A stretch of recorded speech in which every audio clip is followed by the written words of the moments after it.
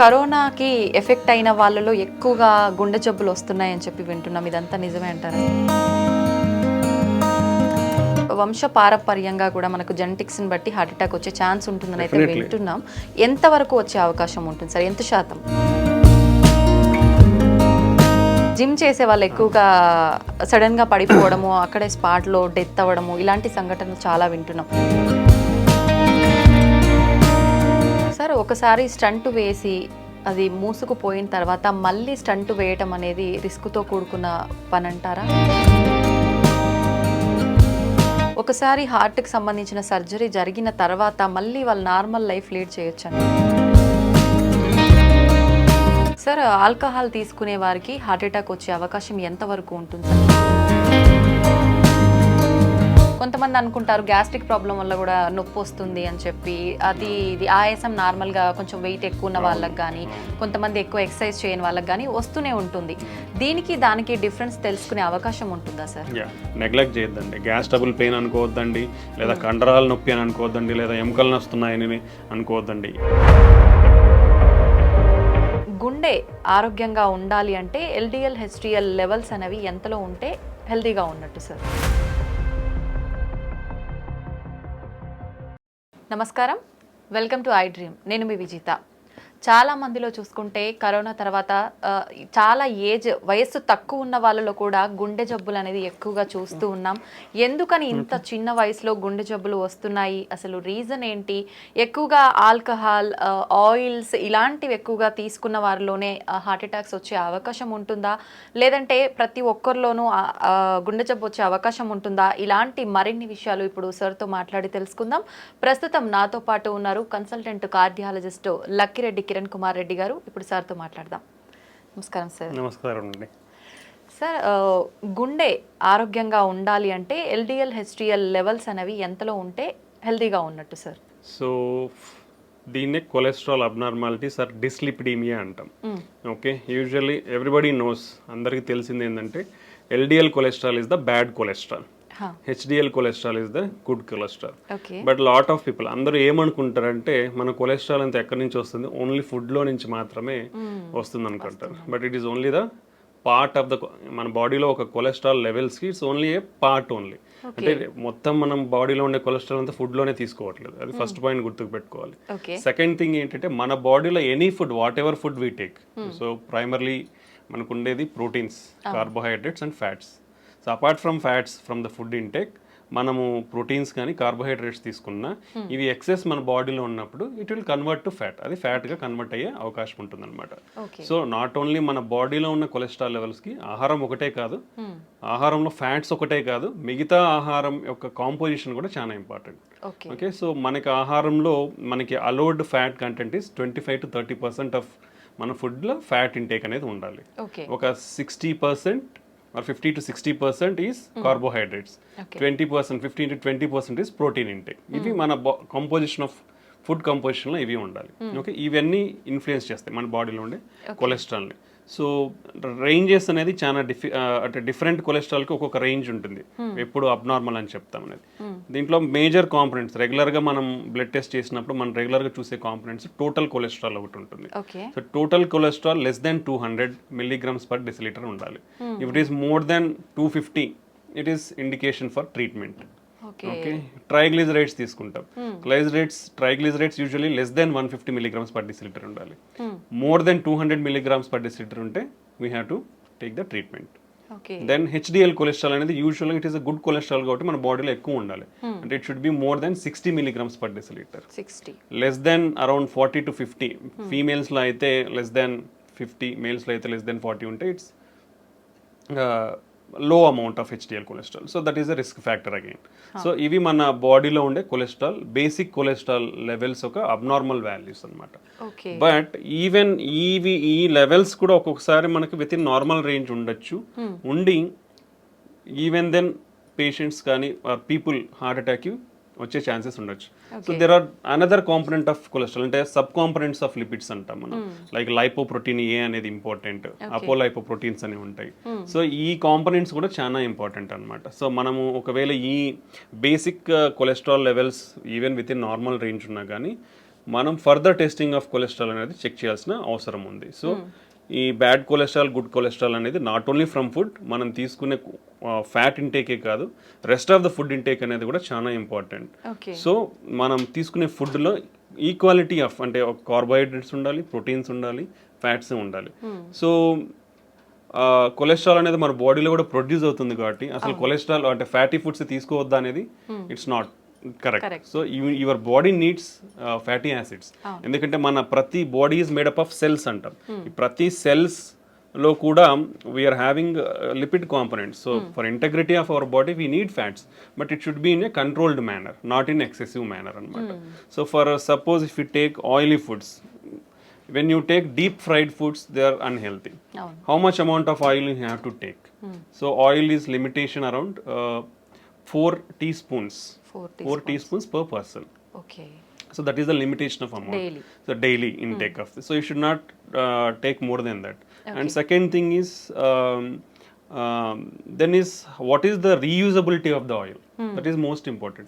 You should not reuse it repeatedly. Fry చేసుకుంటాం అలానే పెడతాం మళ్ళీ reuse. So it should not be done. So ఇది ఒకటి. థర్డ్ థింగ్ ఏంటంటే నౌ ఆల్ ద మార్కెట్లో చాలా వరకు పార్షియల్లీ హైడ్రోజనేటెడ్ రిఫైన్డ్ ఆయిల్స్ అనేవి వస్తుంటాయి. Those are not healthy. So whatever it is cold pressed oils or organic oils ఉంటే those are better. So for fat intake. So these are the cholesterol abnormality levels to consider. Okay. ఎక్కువగా అంటే మనం తీసుకునే foods వల్ల కూడా heart attack వచ్చే chance ఉంటుంది కాబట్టి అటువంటి ఫుడ్స్ ఏంటి సార్ అసలు? బేసికల్లీ బేసికల్లీ ప్రతి ప్రాబ్లమ్కి whatever problem you take now it is it related to lifestyle. What is meant by lifestyle? 2 basic components of lifestyle is food and exercise. So in the food, healthy food. So what is healthy food? If you come to heart, what is heart healthy food? So usually ga manaki clinical studies and trials lo prove aina diets patterns anedi konni unnai. One of the important diet pattern is called Mediterranean diet pattern antam. So this is Mediterranean anedi oka sea surrounding areas lo they follow this diet pattern. Vallalo heart problems ne chala takku unnai. So that is why it is recommended to safeguard your heart. Heart హెల్తీగా పెట్టుకోనికి that is usually the recommended diet. అంటే దీంట్లో ఏముంటాయి? So బేసికల్ it's like A pyramid. ఈ పిరమిడ్ల base అనేది చాలా పెద్దగా ఉంటుందంటే లార్జ్ అమౌంట్ ఆఫ్ క్వాంటిటీ తీసుకోవాలి. Top of the pyramid small ఉంటుంది కాబట్టి అవి లో అమౌంట్ తీసుకోవాలి. So if you come to the base of the pyramid, first thing is exercise is compulsory in this diet pattern. That everybody has to follow. ఎటువంటి exercise చేయాల్సి ఉంటుంది sir? మనకి guide lines ప్రకారం, అమెరికన్ గైడ్ లైన్స్ ప్రకారం 150 minutes of moderate intensity exercise per week. అంటే daily 30 minutes for 5 days. Moderate intensity exercise అంటే కొంచెం walk, brisk walk are mild cycling కానీ మైల్డ్ స్విమ్మింగ్ కానీ ఇలా చేస్తే that amount of exercise for 30 minutes per day is enough. లేదా high intensity exercises అంటాం. That is required only 75 minutes per week. అంటే 20 minutes for 3 days, like 60 to 75 minutes per week. That is enough. So that even with this minimum exercise, you can stay healthy. Like what are the high intensity exercises? Like jogging and running, full length swimming, tennis ఆడడం, single person tennis ఆడడం, ఇవన్నీ కూడా high intensity exercises. Along with that, for 3 days a week, a minimum time like 15 to 20 minutes of strengthening exercises. That also will have a positive impact on our heart health anamata. So these are the exercise recommendations for one person to follow. So if we follow out, then diet. The diet basically contains of whole grains and cereals. అంటే పప్పు దినుసులు అవన్నీ కూడా refined. ఇప్పుడు మనం rice తీసుకోండి, wheat తీసుకోండి, whatever the products available in the market, they are all refined. So refined foods అనేది యూ షుడ్ స్టాప్. ఒకరు ఈ రిఫైన్డ్ ఫుడ్స్ అనేది తినడం స్టాప్ చేయాలి. Because these are having high glycemic index. High glycemic, so more absorption and immediately sugar levels will rise, hormonal imbalance, insulin imbalance, all this will happen. So you should keep away from this refined foods nunchi dooram undali. Whole grains like whole wheat, brown rice, unpolished rice, ilanti తీసుకొని like millets, other grains, పప్పు దినుసులు ఇవన్నీ ఎక్కువ అంటే minimum daily you should take around 3 servings per day. You have to take these things. Next comes fruits and vegetables. Fruits and vegetables are one of the important component. Vegetarian diet, plant-based diet is much healthier than animal-based diet. Okay. So daily you should take around 4 to 5 servings of fruits and vegetables. In India, if you come, hardly less than 50% of the population in India eat only one time a week. అంటే ఒక్కసారి మాత్రమే వారంలో fruits తీసుకుంటున్నారు మన భారతదేశంలో. You see how much gap is there. Okay, even vegetables కూడా like daily 4 to 5 servings of vegetables కూడా it is hardly 20 to 25% in all India. Okay. So you see how much gap in the diet, healthy dietary patterns we are following. Okay, this is one of the important. Next thing is oils. Oils, limited amount. 1 teaspoon is equal to 5 grams. Okay, you should take around 4 to 5 teaspoons per person. That is the limitation amount. And reusable oils అనేది ఉండకూడదు. So among these oils, extra virgin olive oil is the better thing. And any plant-based oil is good. ఆ plant-based oils లో కూడా we have to go for like cold-pressed oils. Better avoid refined oils అనేది avoid చేయాలి. దాంట్లో కూడా mono unsaturated or poly unsaturated fatty acids ఉన్న ఆయిల్స్ని prefer చేయాలి, like sunflower, soybean oil, sesame oil. ఇవి they are good in mono or poly unsaturated fatty acids. Okay, then if you come to poultry or fish, non vegetarian. In non vegetarian usually the preferred is fish. Any oily fish or fish is the preferred non-vegetarian diet. Apart from that, poultry, chicken doesn't have any harmful effects on the heart, so you can take a chicken. That also like 2 to 3 servings per week, not more than that. Okay. Then if you come to dairy products, dairy also 1 or 2 times a day you can take dairy products. Then on the top, which is the minimal amount, like hardly once in a month, or even less than that, all the processed foods and the red meat. The red meat comes like mutton, lamb, sheep, pork, beef. All this comes under red meat. So it is not advisable to take all these things. And all sugar sweetened beverages like cool drinks, which is the very harmful. బయటికి పోతే చాలు cool drink తాగుతారు, అది అలవాటు అయిపోతుంది అందరికి. So అది avoid చేయాలి. బికాస్ అసలు అంటే హార్డ్లీ మంత్లో వన్స్ అని చెప్తున్నాం, ఇక్కడ అందరు చేసేది అంటే డైలీ 3 times తాగుతారు. You see how much harmfulness we are getting into our body. And all the bakery products like all are coming from the refined wheat. Like maida నుంచి బేకరీ ప్రోడక్ట్స్ అన్ని, సమోసాలు కానీ, పఫ్ఫులు కానీ, even if you see cakes, lot of cream is there. So ఈ all things are refined products only. You should avoid hardly less than a month you should eat. But this is the bad thing. ఆ పైన ఉండేదే మనం అందరం కింద ఎక్కువ తింటున్నాం. So this is the unhealthy thing you should not follow.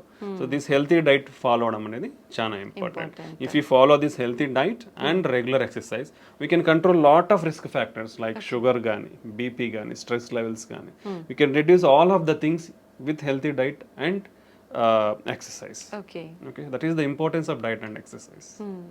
Sir, చాలా మందిలో వింటుంటాము హార్ట్ అటాక్ అనేది సడన్ గా వస్తుంది, ఇంతకుముందు ఎప్పుడు ఉండదు, సడన్ గా వస్తుంది, ఎటువంటి సిమ్టమ్స్ కూడా లేవు, చాలా యాక్టివ్గా హెల్తీగా ఉన్నారు అని చెప్పి. నిజంగా ప్రతి ఒక్కరిలో కూడా సిమ్టమ్స్ అనేవి కనిపించవంటారా సార్ హార్ట్ అటాక్ వచ్చే ముందు? యూజువల్లీ హార్ట్ అటాక్ అనేది ఎందుకు వస్తుందంటే మన రక్తనాళాలు, అంటే గుండె పైన 3 రక్తనాళాలు ఉంటాయి. So left side 2, right side 1. ఇది వైటల్, మన హార్ట్ పంపింగ్ కి మన హార్ట్ కూడా బ్లడ్ సప్లై అవ్వాలి. మన హార్ట్ ఏం చేస్తుంది, మన బాడీకి బ్లడ్ సప్లై చేస్తుంది. బట్ హార్ట్కి కూడా బ్లడ్ సప్లై కావాలంటే ఆ రక్తనాళాల ద్వారా బ్లడ్ అందాలి. ఓకే, సో ఆ రక్తనాళాలలో లోపల అంటే మనం ఇది ట్యూబ్ అనుకుంటే ఈ లోపల ఇన్నర్ లైనింగ్ లో మనకి ప్రాబ్లం అంతా స్టార్ట్ అయ్యింది. ఈ ఇన్నర్ లైనింగ్ లో ఫ్యాట్ అక్యుములేషన్ అనేది depends on various reasons like genetic factors అవ్వచ్చు, మనం ఇప్పుడు డిస్కస్ చేసిన risk factors like BP, sugar, cholesterol, unhealthy life style, lack of physical activity. ఈ అన్నిటి వల్ల ఏమవుతుందంటే యూజువల్లీ ద జనరల్ ప్రాసెస్ కూడా మనకున్న జెనెటిక్స్ ప్రకారం what are the basic physiology, మనకు ఒక ప్రాసెస్ అంటే ఒక మనిషి పుట్టిన తర్వాత ఒక ప్రాసెస్ ఏంటంటే కొలెస్ట్రాల్ అక్యుములేషన్ అనేది, అంటే కొవ్వు అనేది పేరుకుపోవడం 10 to 20 years నుంచే స్టార్ట్ అయిపోతుందండి అందరిలోనూ, ప్రతి ఒక్కరిలో. Okay, that is common for all. Okay, అది స్టార్ట్ అవ్వాలి around from 20 years it will start. అది ఫర్దర్గా ఎలా హార్ట్ అటాక్ దారి తీస్తుంది అనేది it depends on all these risk factors we discussed. Okay, that's the main thing. So దీంట్లో 2 రకాలు అనమాట. ఈ కొవ్వు అనేది నిదానంగా మన లెవెల్స్ని బట్టి పేరుకుపోతూ వస్తుంటుంది. సో 10% ఉండొచ్చు, 20%, 50%, 70%. If it is more than 70% block ఉంటే మనకి గుండెకి అనేది రక్తం అనేది సరిగా అందక మన హార్ట్ అనేది స్ట్రెస్కు గురి అవుతుంది. ఓకే ఓకే, ఇది ఒక మెథడాలజీ. సో అలా స్ట్రెస్కు గురైనప్పుడు ఏమవుతుంది, ఇప్పుడు నేను నడుచుకుంటూ పోతున్నాను ఫాస్ట్గా, నాకు ఎక్సర్సైజ్ ఉన్నప్పుడు మన బాడీకి స్ట్రెస్ గురైనప్పుడు ఏమవుతుందంటే మనకు పంపింగ్ ఎక్కువ కావాలి. పంపింగ్ ఎక్కువ కావాలంటే హార్ట్కి బ్లడ్ అనేది ఎక్కువ అందాలి. ఎప్పుడైతే ఈ బ్లాక్ ఉంటుందో, లైక్ ఇప్పుడు ఇలా ఉంది, ఒక ట్యూబ్ ఉంది అనుకోండి, వాటర్ ఫ్లో అవుతుంది, ఇప్పుడు కంప్లీట్గా నార్మల్గా ఉన్నప్పుడు ఫాస్ట్గా ఫ్లో అవుతుంది. అదే నువ్వు హాఫ్ బ్లాక్ అయిపోయింది అనుకోండి, స్లో వస్తుంది. లైక్ ద సేమ్ వే మన హార్ట్ గుండె రక్తనాళాల్లో కూడా ఈ బ్లడ్ అనేది ఈ బ్లడ్ వెజల్ అనేది మూసుకుపోయింది అనుకోండి 70%, బ్లడ్ సప్ అనేది తగ్గిపోతుంది. తగ్గిపోయినప్పుడు హార్ట్ పంపింగ్ అనేది తగ్గుతుంది. అప్పుడు మనకు సిమ్టమ్స్ లైక్ నడిచినప్పుడు కానీ, ఏదైనా పని చేసినప్పుడు కానీ, స్ట్రెస్లో ఉన్నప్పుడు ఆయాసం రావడము, ఛాతీ నొప్పి రావడము, కళ్ళు తిరగడము, వీక్నెస్ లాగా ఉండడము, ఇలా మేనిఫెస్ట్ అవుతుంది కొందరిలో. ఇది అంటే మేజర్ హార్ట్ అటాక్ రాకముందు, సడన్ హార్ట్ అటాక్ రాకముందు ఇలాంటి సిమ్టమ్స్ ఫేస్ అయ్యే ఛాన్స్ ఉంటుంది. బట్ చాలా మంది ఏం చేస్తారంటే ఇవి ఏజ్ తో రిలేటెడ్ అలా వచ్చినాయి అనుకోవడమో, లేదంటే నేను పని చేసినాను కాబట్టి పని చేస్తే ఇలా ఉంటాయి అనుకోవడం అనేది నెగ్లెక్ట్ చేస్తారు. సో ఆ నెగ్లిజెన్స్ వల్ల వీళ్ళు రికగ్నైజ్ చేయకపోవడం వల్ల సడన్ గా హార్ట్ అటాక్ కి గురవుతారు. బట్ ఇది ఒక కాంపోనెంట్ అయితే, ఇప్పుడు మనం 70% అయితే మనకు సిమ్టమ్స్ తెలుస్తాయి. But even sudden heart attacks అనేది ఈ మెకానిజం వేరు. ఈ సడన్ హార్ట్ అటాక్ లో ఏమవుతుందంటే, ఫర్ సపోజ్ 20% బ్లాకే ఉంది మనకి, 20% బ్లడ్ ఫ్లో బాగానే ఉంటుంది. బట్ ఈ అన్కంట్రోల్ షుగర్ కానీ, బీపీ ఎక్కువైనప్పుడు కానీ, లేదా స్ట్రెస్ గురైనప్పుడు కానీ, ఇలా ఏమవుతుందంటే ఈ పొర ఉంటుంది, ఏది కొలెస్ట్రాల్ పెరిగిపోయిన దాని మీద పొర, అది సడన్ గా రప్చర్ అయిపోతుంది, బర్స్ట్ అయిపోతుంది. బర్స్ట్ అయినప్పుడు ఈ లోపల ఉండేటివి బ్లడ్లో ఎక్స్పోజ్ అవడం వల్ల మన బ్లడ్లో ఉండే ప్లేట్లెట్స్ కోయాగులేషన్ ఫ్యాక్టర్స్, అంటే బ్లడ్ క్లాటింగ్ ఫ్యాక్టర్స్ అంటాం, ప్లేట్లెట్స్, అవి సడన్గా వచ్చేసి అక్కడ అన్ని చేరుకుపోతాయి. చేరుకుపోయినట్టు ఇమీడియట్గా బ్లడ్ వెజల్ అనేది బ్లాక్ అవుతుంది. ఇమీడియట్గా బ్లాక్ అయినప్పుడు సడన్ హార్ట్ అటాక్ వస్తుంది అనమాట. ఇది సడన్ హార్ట్ అటాక్ రానికి ముఖ్య కారణం. ఓకే, సో దానికి మనము ప్రియంటివ్గా మనకున్న రిస్క్ ఫ్యాక్టర్స్ని చెక్ చేసుకోవడం, రెగ్యులర్గా ఉన్న వాటిని కంట్రోల్లో పెట్టుకోవడం, హెల్తీ లైఫ్ స్టైల్ ఫాలో అవడం వల్ల ఇవన్నీ తగ్గించుకునే ఛాన్స్ ఉంటుంది. But we can't completely prevent, we can reduce the chances, but we can't completely prevent. Okay, ఇది mechanism of heart attack. So ప్రీవియస్గా ఏ సిమ్టమ్స్ లేని వాళ్ళు కూడా ఈ 20% ప్లాక్స్ అనేది సడన్ గా బర్స్ట్ అయినప్పుడు సడన్ హార్ట్ అటాక్ వచ్చే అవకాశం ఉంటుంది అనమాట. ఓకే, ఇది అక్యూట్ హార్ట్ అటాక్ అంటాం. మనం ఫస్ట్ ప్రీవియస్గా స్లోగా నడిచేటప్పుడు వచ్చేదాన్ని chronic coronary syndromes, chronic heart attack లాగా చెప్పొచ్చు అనమాట. ఇది మనకు హార్ట్ అటాక్ వచ్చే విధానం. ఓకే సార్, ఇందాక మీరు కూడా చెప్పారు చాలా మంది నెగ్లెక్ట్ చేస్తారు ఇలాంటి సిమ్టమ్స్ ఉన్నప్పుడు అని. కొంతమంది అనుకుంటారు గ్యాస్ట్రిక్ ప్రాబ్లం వల్ల కూడా నొప్పి వస్తుంది అని చెప్పి, అది ఇది ఆయాసం నార్మల్గా కొంచెం వెయిట్ ఎక్కువ ఉన్న వాళ్ళకి కానీ, కొంతమంది ఎక్కువ ఎక్సర్సైజ్ చేయని వాళ్ళకి కానీ వస్తూనే ఉంటుంది. దీనికి దానికి డిఫరెన్స్ తెలుసుకునే అవకాశం ఉంటుందా సార్? ఇప్పుడు యూజువల్గా హార్ట్ అటాక్లో వచ్చే పెయిన్ ఏంటంటే, మనం ఛాతీ చాలా బరువు ఉంటుంది అనమాట. అంటే ఒక 100 kgs వెయిట్ పెట్టినట్లు ఉంటుంది మన ఛాతీ మీద, ప్రెషర్ ఫీల్ అవుతాం. ఓకే, నొప్పి కాదు, basically it's like discomfort. Heavy బరువు పెట్టేస్తే ఏమవుతుంది, ఊపిరి ఆడకుండా అవుతుంది. సో ఆ బరువుతో పాటే మనకి ఈ ఊపిరి ఆడకుండా ఉండే సెన్సేషన్ తెలుస్తుంది అనమాట. So that is typical of heart attack. Okay, అది చాలా ఇంపార్టెంట్. అలా కాకుండా సమ్ టైమ్స్ సూదులు కూర్చున్నట్లు ఉండడం కానీ, లేదా ఏదో మైల్డ్గా నలతగా ఉండి మైల్డ్ పెయిన్ తెలుస్తూ ఉంది, లేదా ఆ పెయిన్ ఇట్లా చేతికంతా పాకుతున్నట్లు తెలియడము, దాంతో పాటు వామిటింగ్ వచ్చిన సెన్సేషన్ ఉండడం కానీ, లేదా కళ్ళు తిరిగినట్లు ఉండే అవకాశం ఉంటుంది. ఓకే, చెమటలు పట్టిపోతాయి, చాలా ఎక్కువ పట్టిపోతాయి చెమటలు. సో ఇలా కూడా సిమ్టమ్స్ ఉండొచ్చు అనమాట. Okay, so but gastric pain ఎలా ఉంటుంది, యూజువల్గా ఏంటంటే మనకి కొంచెం ఈ పొత్తి కడుపులో మంటగా ఉంటుంది, మంటగా ఉండి ఆ పైకి గ్యాస్ట్రిక్ రిఫ్లక్స్ అంటాం, యాసిడ్ కాబట్టి ఆ రిఫ్లక్స్ కూడా ఇక్కడ నుంచి ఇక్కడ వరకు కూడా మనకు బర్నింగ్ ఉంటుంది గొంతు వరకు. యూజువల్గా గ్యాస్ట్రిక్ పెయిన్ అలా ఉంటుంది అనమాట. But any type of pain, అంటే మనం డిస్క్రైబ్ చేసుకున్న పెయినే హార్ట్ అటాక్ అని ఉండాల్సిన అయితే ఉండదు, అది టిపికల్. అలా ఉంటే కంపల్సరీ హార్ట్ అటాక్. బట్ అలా కాకుండా కూర్చున్నట్లున్న పెయిన్గా ఉన్న అది కూడా హార్ట్ అటాక్ అయి ఉండొచ్చు. Okay, any pain. That's why నేను ఎప్పుడు ప్రతి ఇంటర్వ్యూలో ప్రతి ఒక్కరికి నేను ఒకటే చెప్తాను, నీకు ఎటువంటి ఛాతీ నొప్పి వచ్చినా ఒక 30 సంవత్సరాలు 40 సంవత్సరాలు దాటిన తర్వాత నెగ్లెక్ట్ చేయొద్దండి. గ్యాస్ ట్రబుల్ పెయిన్ అనుకోవద్దండి, లేదా కండరాల నొప్పి అని అనుకోవద్దండి, లేదా ఎముకలు నొస్తున్నాయని అనుకోవద్దండి. మీకు ఆ నొప్పి తగ్గట్లేదు, విపరీతమైన నొప్పి ఉంది, ఆ ఇంటెన్సిటీ అంటాం, పెయిన్ ఇంటెన్సిటీ అంటాం, మైల్డ్గా ఉంది, పెరుగుతుంది, ఆ ఇంటెన్సిటీ అలా పెరుగుతూ ఉన్నా, సో అలాంటప్పుడు ఇమ్మీడియట్గా ఒకే చిన్న టెస్ట్, ఓకే. ఈసీజీ టెస్ట్ అంటాం. జస్ట్ హాస్పిటల్ ఎక్కడికి పోయినా, ఏ చిన్న క్లినిక్ పోయినా majority of the times diagnostic సెంటర్లలో కూడా ఈసీజీ అవైలబిలిటీ ఉంటుంది. ఓకే. సో అలా ఇబ్బంది ఉన్న వాళ్ళు ఒక చిన్న ECG that cost very less than around 200 to 300 కంటే ఎక్కువ ఉండదు ఈసీజీ అనేది. ఓకే, సో ఎక్కడికి పోయినా అలాంటి ఈసీజీ అనేది తీస్తారు. సో ఆ చెస్ట్ పెయిన్ అనేది ఎటువంటి చెస్ట్ పెయిన్ ఉన్నా ఒక ఈసీజీ తీసుకుంటే ప్రాణం కాపాడుకోవచ్చు. ఎందుకంటే అక్యూట్ హార్ట్ అటాక్ ఈసీజీలో చాలా ఈజీగా తెలిసిపోతుంది. సో దాంట్లో హార్ట్ అటాక్ చేంజెస్ ఉన్నాయా, ఇమీడియట్గా డాక్టర్స్ అక్కడ ఉన్న అవైలబిలిటీ ఉంటే ట్రీట్మెంట్ ఇస్తారు, లేదంటే రెఫర్ చేస్తారు. ఒకవేళ అది నార్మల్గా ఉందంటే ఊపిరి పీల్చుకొని then you can evaluate slowly. Okay, so any type of chest pain, ఎటువంటి ఛాతి నొప్పి ఉన్నా కానీ ఏ మాత్రం నిర్లక్ష్యం చేయకుండా ఇమీడియట్గా ఒక ఈసీజీ టెస్ట్ తీసుకొని మీ ప్రాణాలను కాపాడుకోండి. Okay, that's the good thing. Sir, once pain వచ్చింది అనగానే వెంటనే టెన్షన్ ఎక్కువైపోతుంది, అసలు పక్కన ఉన్న వాళ్ళకి కూడా ఏం చేయాలనేది అర్థం కాదు. అటువంటి టైంలో మనం హాస్పిటల్కి వెళ్ళే ముందుగానే ఇంట్లో జాగ్రత్త తీసుకునే అవకాశం ఉందంటారా సార్? బేసికల్లీ ఫస్ట్ థింగ్ ఏంటంటే ఇట్లా సడన్ హార్ట్ అటాక్ వచ్చినప్పుడు there is no time.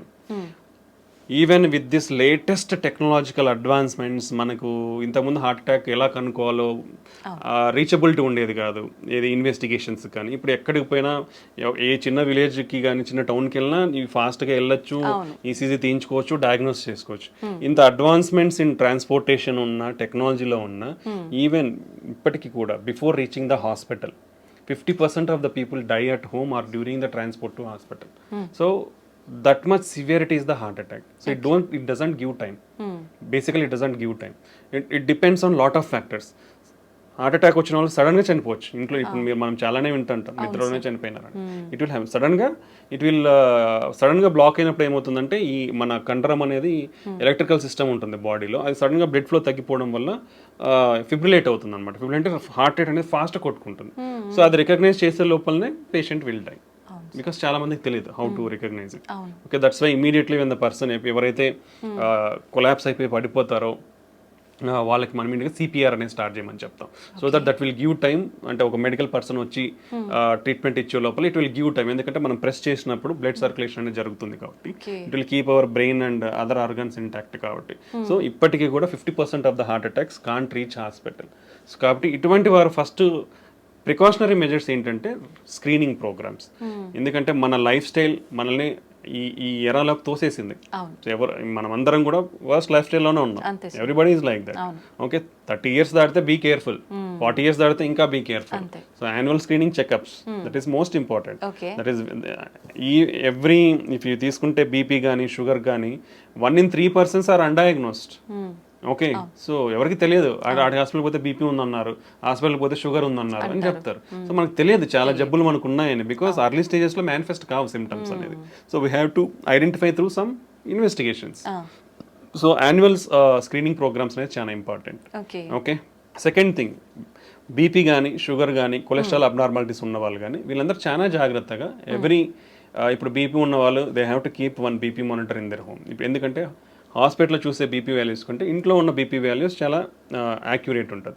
That home BP based ట్రీట్మెంట్సే ఇస్తాం మేము కూడా. ఇఫ్ సంబడి ఎవరన్నా ఇంట్లో బీపీ రెగ్యులర్గా నోట్ చేసుకుంటున్నారంటే ఆఫీస్లో ఒక 20 వరకు ఎక్కువ ఉండొచ్చు because of anxiety are lot of things. Okay, home BP monitoring అనేది చాలా ఇంపార్టెంట్ బీపీ కంట్రోల్లో పెట్టుకోండి. ఓకే, రెగ్యులర్గా బీపీ మిషన్ అనేది పెట్టుకోవాలి. బీపీ షుగర్ ఉన్న వాళ్ళు కూడా అట్లీస్ట్ మంత్లీ చెక్ చేయించుకోవాలి. ఎవ్రీ 3 monthsకి HbA1c టెస్ట్ అనేది ఒకటి చేసుకోవాలి. Okay, strict control of BP and diabetes చేసుకోవాలి. కొలెస్ట్రాల్ లెవెల్స్ కూడా స్ట్రిక్ట్ కంట్రోల్లో ఉండాలి. Healthy life style, take healthy food. అవసరమైనంత మాత్రమే తినండి, అనవసరంగా ఏదో ఇప్పుడు ఏంటంటే అవైలబిలిటీ ఈజీ అయిపోయింది. If you see some 30 years back people are dying from malnutrition. Food కానీ ఇవన్నీ అందక చనిపోయేవాళ్ళు. బట్ ఇప్పుడు అంతా బికాస్ మాల్ న్యూట్రిషన్ వల్ల ఫుడ్ వల్ల ఇట్లా అయిపోతున్నారని గవర్నమెంట్స్ అన్ని ఏం చేశారంటే policies easy availability of food చేసేసాయి. లైక్ ఫ్రీ పథకాలు కానీ అంటే చాలా ప్రొవిజన్స్ ఇచ్చేసారు, ఎవరు కూడా ఆకలితో చావకూడదు అనేసి. ఇప్పుడు ఈజీ అవైలబిలిటీ ఆఫ్ ఫుడ్ అయిపోయింది. So you don't have to move out to get food. So easy availability of food అయిపోయిన తర్వాత వచ్చింది కదా ఉంది కదా అని తినేస్తా ఉన్నారు. That will lead to lot of problems. So take your healthy diet, take required proportions only. And do regular exercise. So ఇలా ప్రికాషనరీ మెజర్స్ తీసుకుంటే మనము ఈ హార్ట్ అటాక్ సడన్ గా వచ్చే దాని నుంచి ప్రివెంట్ చేసుకోవచ్చు. బట్ బిఫోర్ ఎనీథింగ్ అంటే ఒక హార్ట్ అటాక్ వచ్చే ముందర మనకి మినిమం కొంచెం ఛాతి నొప్పి కానీ ఆయాసంగా ఫీల్ అవ్వడం, ఆ ఆయాసంతో యాంగ్జైటీ, ఎయిర్ హంగర్ అంటాం, మనకి ఏదో గాలి ఆడట్లేదు అనిపిస్తుంది, ఓకే యాంగ్జైటీ స్టార్ట్ అవుతుంది, చెమటలు పట్టచ్చు, వామిటింగ్ సెన్సేషన్ ఉండొచ్చు, సో చెయ్యి లాగచ్చు, ఇలాంటి మైల్డ్ ప్రికాషనరీ సైన్స్ ఉంటాయి. పర్టికులర్లీ మనం తీసుకుంటే డయాబెటీస్ కానీ, ఎల్డర్లీ మోర్ దాన్ 60-65 ఇయర్స్ వాళ్ళలో కానీ, ఫీమేల్స్ కానీ పర్టికులర్లీ ఈ 3 కేటగిరీలో సిమ్టమ్స్ అనేది చాలా తక్కువగా తెలుస్తాయి. ఛాతీ నొప్పి వచ్చినా దే కాంట్ రికగ్నైజ్, ఎందుకంటే మైల్డ్గా ఉంటాయి వాళ్ళలో. సో ఆ మైల్డ్ది నెగ్లెక్ట్ చేస్తే more dangers. So particularly females, elderly people more than 60-65 years and diabetes ఉన్న వాళ్ళు ఎంత మైల్డ్ సిమ్టమ్ ఉన్నా ఇమీడియట్గా they should go to hospital and evaluate.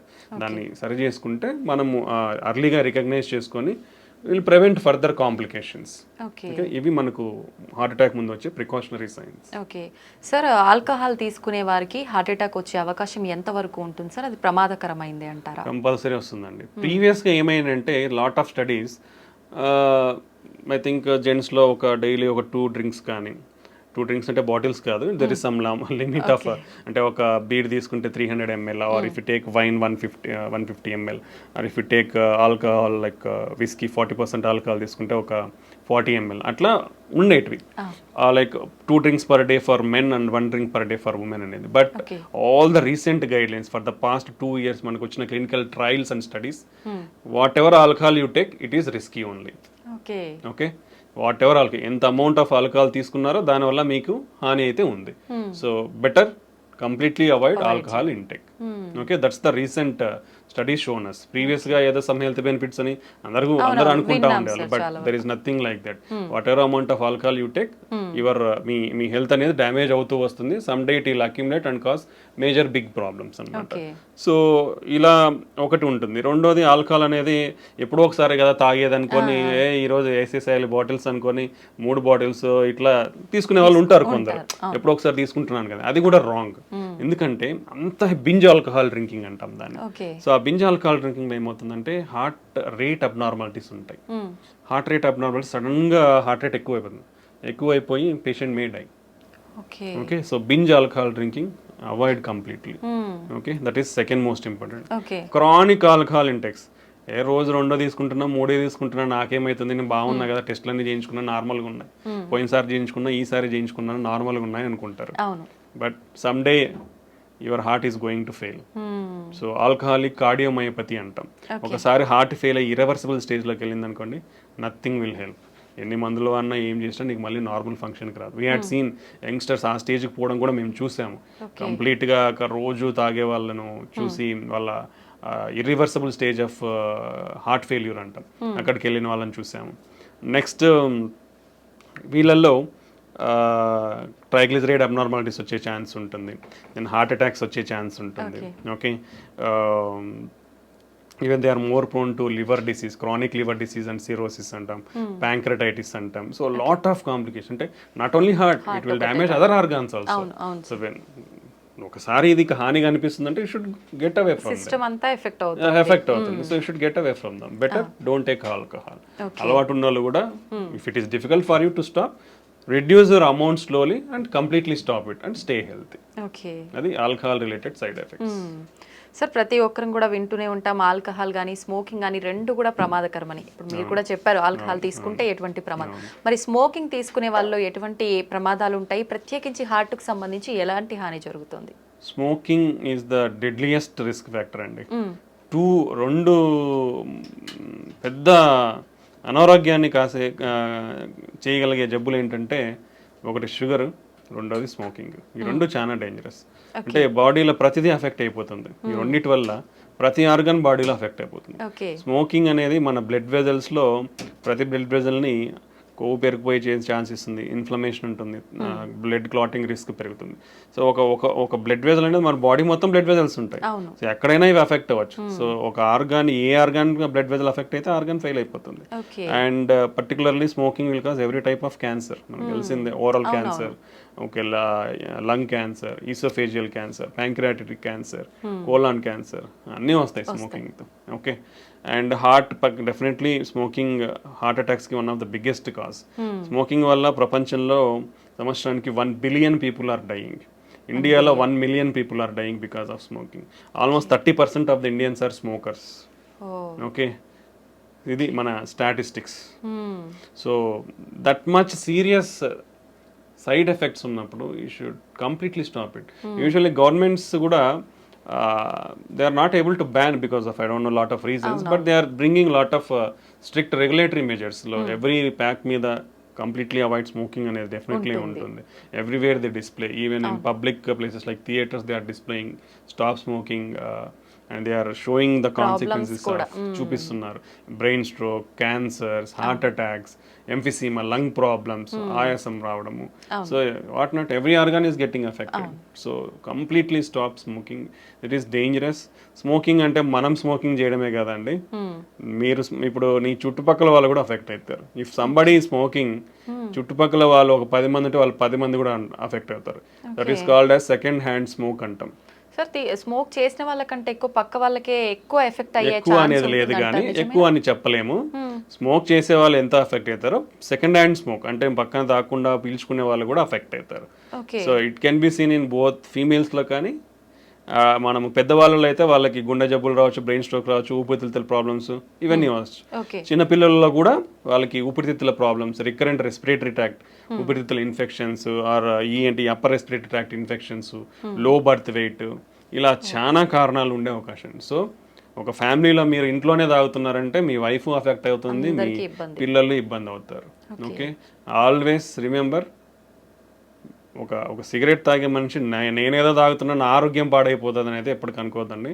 మీ ఆరోగ్యం కూడా ఆరోగ్యమే కాబట్టి స్టాప్ చేయండి. మీ ఆరోగ్యంతో పాటు మీరు స్మోక్ చేయడం వల్ల పక్కన వాళ్ళ ఆరోగ్యాన్ని కూడా నాశనం చేస్తున్నారు. సో పక్కన వాళ్ళు కూడా కొంచెం ఇనిషియేటివ్ తీసుకొని అలా ఎవరైనా చేసినప్పుడు వాళ్ళకి చెప్తే వాళ్ళు అట్లీస్ట్ పోయి పక్కకు పోయినా తాగేస్తారు, లేదంటే మానేయమన్నా మానేస్తారు అప్పుడు. Okay, so and you should encourage smokers.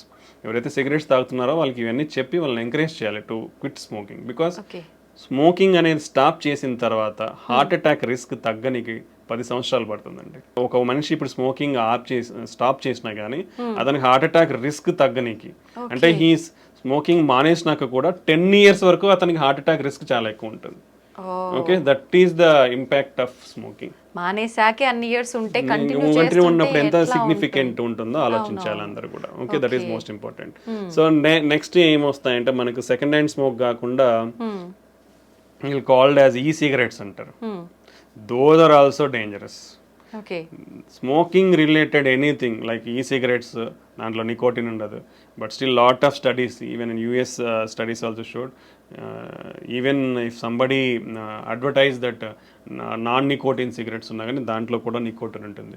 Nicotine లేకపోయినా lot of damaging products like metallic, tin, lead, mercury ఇలాంటి చాలా కాంపౌండ్స్, డేంజరస్ కాంపౌండ్స్ ఉంటున్నాయి. So even everything, hookahs is also dangerous. E-cigarettes, hookahs, everything is dangerous. So completely avoid all those products and stay healthy.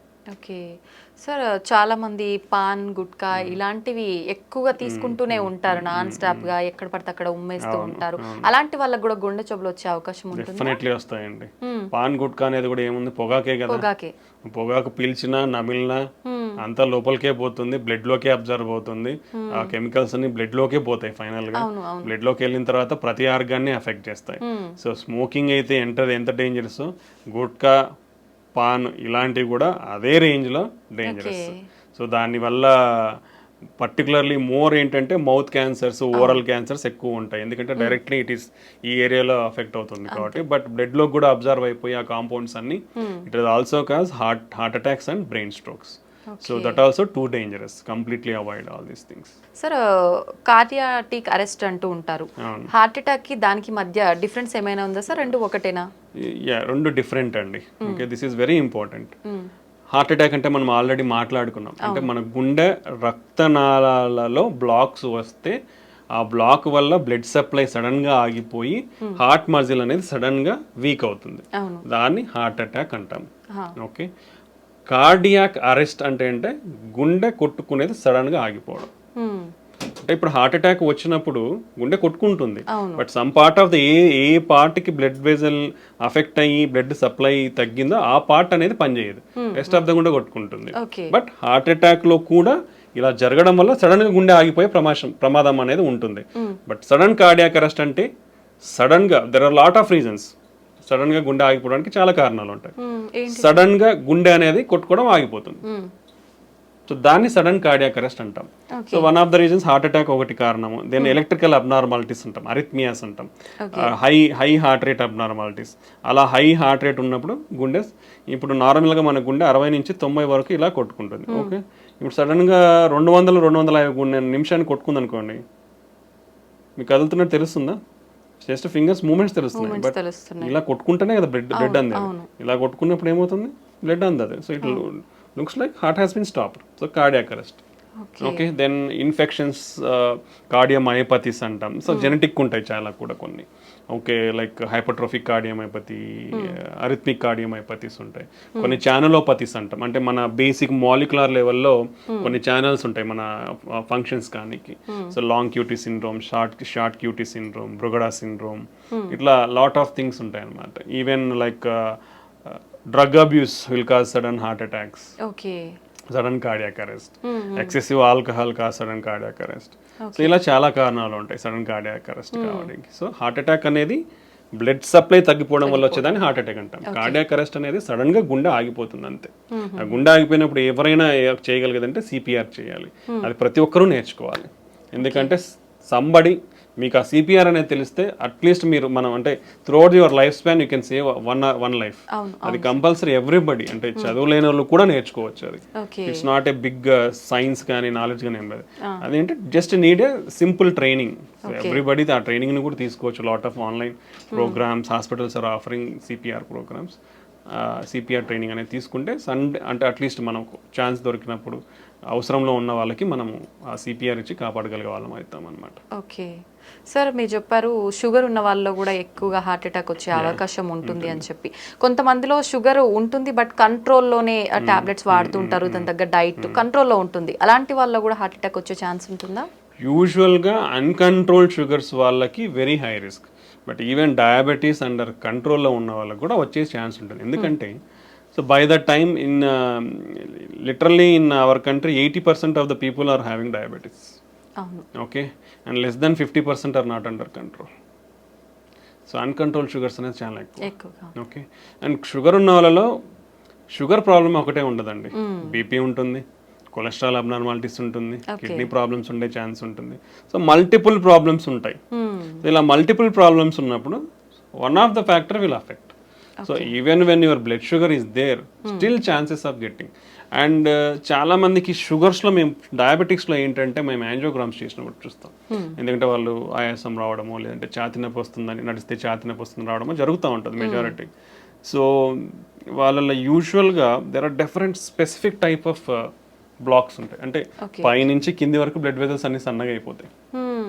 By the time you start treatment, మీరు treatment start చేసే టైంకి కానీ లేదా control అయ్యే టైంకి జరగాల్సిన damage జరిగిపోయి ఉంటుంది. ఇప్పుడు మీరు కంట్రోల్ అవ్వకముందు షుగర్ కంట్రోల్ అయ్యే లోపలనే మీకు 60% 70% బ్లాక్స్ ఉన్నాయనుకోండి, చిన్న ఈవెంట్ చాలు ఫ్యూచర్లో. అంటే షుగర్ కంట్రోల్లో ఉన్న, బీపీ పెరిగినా, లేదంటే స్ట్రెస్లో ఉన్నా, లేదంటే ఒక ఇన్ఫెక్షన్ వచ్చినా, హార్ట్ రేట్ పెరిగిపోయినా, ఇట్లా ఏదో ఒక ఫ్యాక్టర్ వచ్చినా హార్ట్ అటాక్ కానీ వచ్చే అవకాశం ఉంటుంది అనమాట. సో షుగర్ కంట్రోల్తో పాటు healthy life style and other risk factors ఏమన్నా ఉంటే అవి కంట్రోల్లో పెట్టుకుంటే తక్కువ ఛాన్స్ ఉంటుంది. అంటే అందరికీ అలానే ఉంటుందని చెప్పలేము. షుగర్ ఉన్న వాళ్ళల్లో నార్మల్ వెజల్స్ కూడా ఉండే ఛాన్స్ ఉంటుంది. అంటే స్ట్రిక్ట్ కంట్రోల్, అంటే ఇనిషియల్గానే ఫస్ట్ నుంచి స్ట్రిక్ట్ కంట్రోల్ ఉండాలి. అంటే కొన్ని ఇయర్స్ అంతా కంట్రోల్లో లేకుండా ఫైనల్గా కంట్రోల్ అయ్యింది కదా అనుకుంటే ముందంతా డ్యామేజ్ జరిగిపోయి ఉంటుంది. వెన్నెవర్ మీకు షుగర్ ఉందని తెలిసినప్పటి నుంచి మీరు స్ట్రిక్ట్ కంట్రోల్లో పెట్టుకోవాలి. ఇప్పుడు కంట్రోల్ అయింది, చాలా మంది ఒక క్వశ్చన్ కూడా అడుగుతుంటారు, సార్ షుగర్ టాబ్లెట్స్ వాడుతున్నాం, కంట్రోల్ అయింది కదా, టాబ్లెట్స్ తగ్గిస్తారా అని. మీరు టాబ్లెట్స్ తీసుకుంటున్నారు కాబట్టి కంట్రోల్లో ఉంది. ఓకే, ఇప్పుడు టాబ్లెట్స్ తీసేస్తే ఏమవుతుంది, మళ్ళీ పెరిగే అవకాశం ఉంటుంది. సో మీకు టాబ్లెట్లు తీసేయాలి అది తగ్గించాలన్నప్పుడు ఏంటంటే strict diet patterns, strict regular exercise, ఇవన్నీ ఫాలో అయినప్పుడు డెఫినెట్లీ మీకు ఆ నీడ్ లేదు, ఇన్ని మెడికేషన్స్ వాడాల్సిన నీడ్ లేదంటే definitely we can reduce the drugs. But ఈ స్ట్రిక్ట్ లైఫ్ స్టైల్ లేకుండా మనము షుగర్ టాబ్లెట్స్ తగ్గించాలంటే మళ్ళీ షుగర్ లెవెల్స్ అనేది స్పైక్ అవుతుంది, అది మళ్ళీ మోర్ డ్యామేజ్ అనేది కాస్ట్ చేస్తుంది. ఓకే, సో మోస్ట్లీ డయాబెటీస్ అనేవాళ్ళు compare to non diabetes sugar లేని వాళ్ళతో పోలిస్తే కంట్రోల్ ఉన్న అన్కంట్రోల్డ్ ఉన్నా కానీ హై రిస్క్లోనే ఉంటారు ఎప్పటికి కూడా. ఓకే ఓకే, అదే బీపీ థైరాయిడ్ ఉన్న వాళ్ళలో కూడా ఇలాంటి అవకాశాలు ఎక్కువగా బీపీ ఉంటాయా సార్? ఉంటాయండి. BP 1 in 3 persons BP or under diagnosed. ఇప్పుడు మనం 5 మంది ఉన్నాం, ఇక్కడ ఎవరికొకరికి ఉండొచ్చు బీపీ, అంటే ముగ్గురులో ఒకరికి బీపీ తెలియదు, ఉందని తెలియదు. బై ద టైం తెలిసే లోపల బ్రెయిన్ స్ట్రోక్స్ రావచ్చు, హార్ట్ స్ట్రోక్స్ రావచ్చు, కిడ్నీ ఫెయిల్యూర్ అవ్వచ్చు.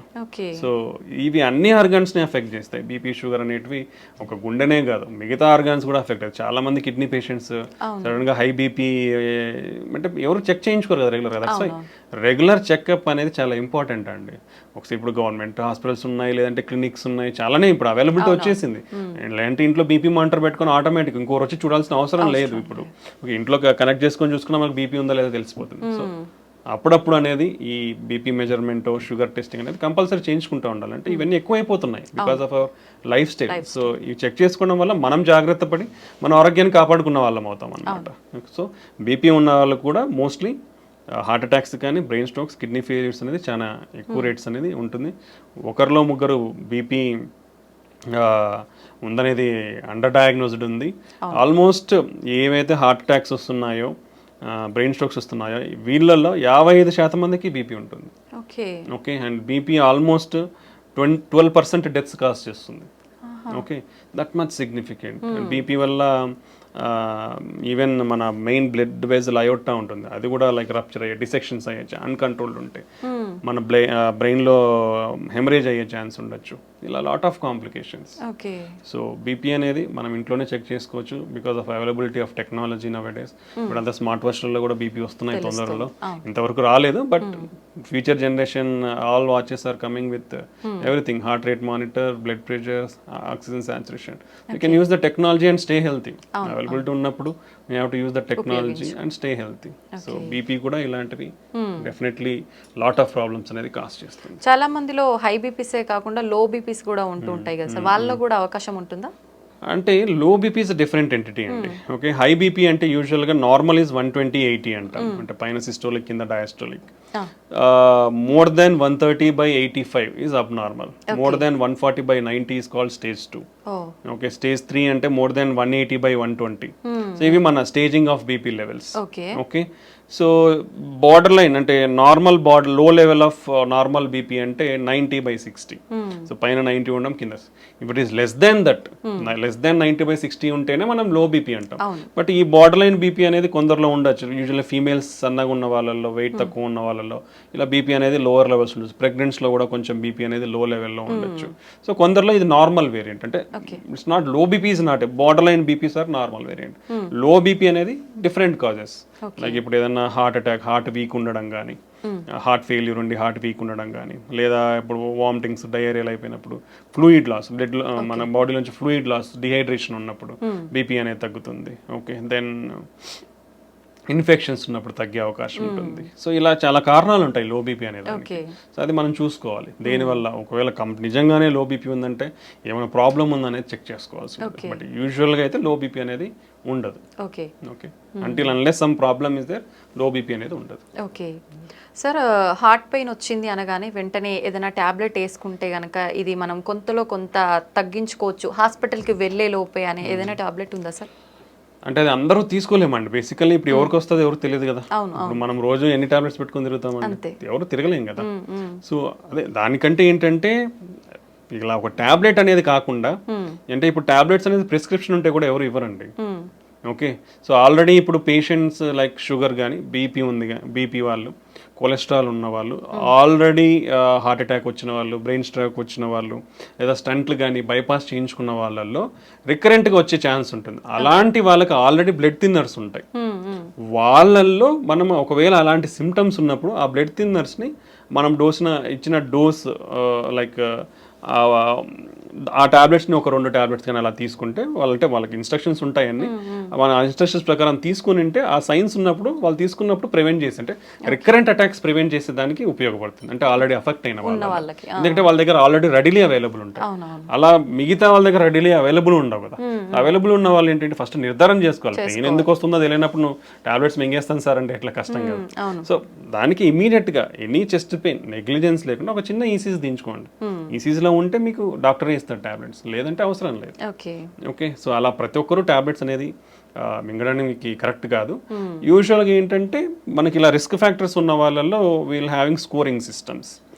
ఓకే, వాళ్ళ రిస్క్ని ఎవాల్యుయేట్ చేసే స్కోరింగ్ సిస్టమ్స్ ఉంటాయి మనకి. So like intermediate to high risk అంటాం. అలా ఉన్న వాళ్ళకి వీ కెన్ డాక్టర్స్ వీళ్ళు ప్రిస్క్రైబ్ అంటే హార్ట్ అటాక్ రాకుండా బ్లడ్ థిన్నర్స్ అనేది ఇస్తామన్నమాట. సో అలాంటి వాళ్ళ దగ్గర ఉన్నప్పుడు వాళ్ళు తీసుకోవచ్చు, నాట్ ఎవ్రీబడి. సార్, ప్రత్యేకంగా లేడీస్ విషయానికి వస్తే హార్ట్ అటాక్ రావడానికి ఇవి రీజన్స్ అని చెప్పొచ్చే రీజన్స్ ఏమైనా ఉన్నాయా? అంటే usually ladies are under represented అండి. లాట్ ఆఫ్ క్లినికల్ ట్రయల్స్లో చూసుకుంటే ఎక్కువ మంది జెంట్స్లోనే ఎవాల్యుయేట్ చేసినారు, ఫీమేల్స్ని ఎవాల్యుయేట్.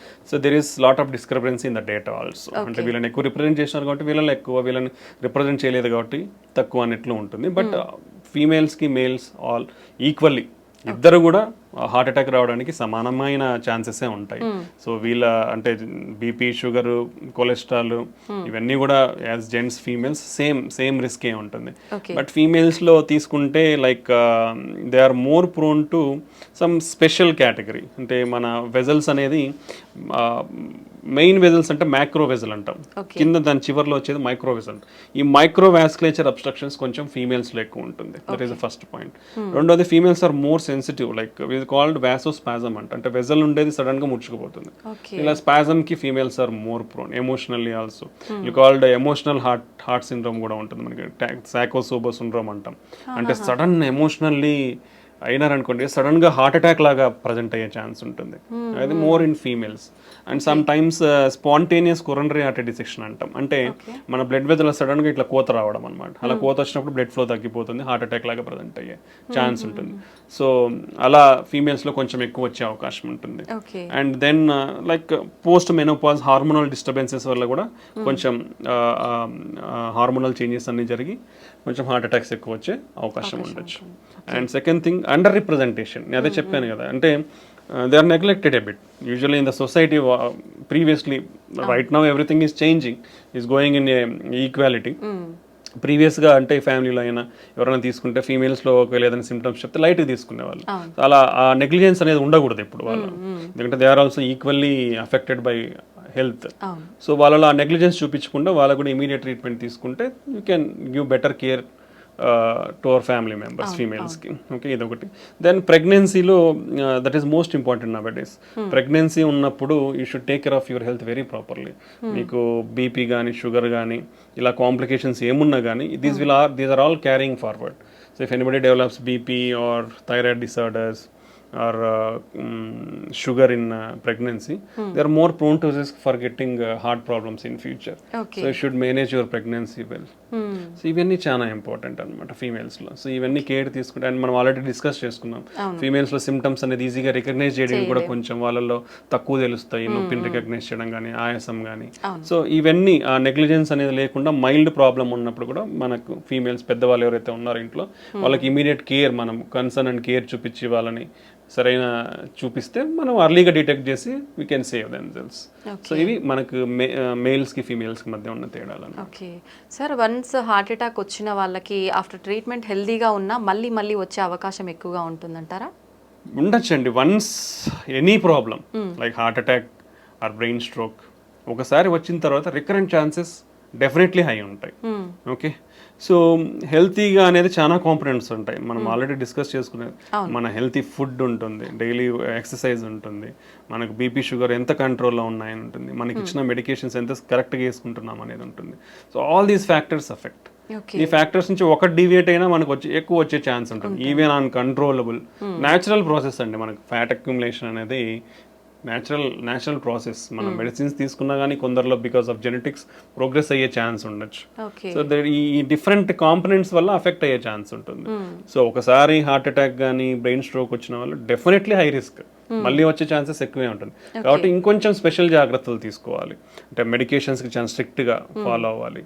రెగ్యులర్గా అట్లీస్ట్ కంట్రోల్ లెవెల్స్ చెక్ చేసుకోవాలి. బీపీ కానీ కొలెస్ట్రాల్ కానీ షుగర్ కానీ ఇవన్నీ at least 3rd monthly at least check చేసుకోవాలి. బీపీ షుగర్ ఉన్న వాళ్ళు బెటర్ ఇంట్లో బీపీ మానిటర్, షుగర్ మానిటర్ పెట్టుకొని daily you can check your BP or every 1 week you can check your sugars కంట్రోల్లో ఉంటే.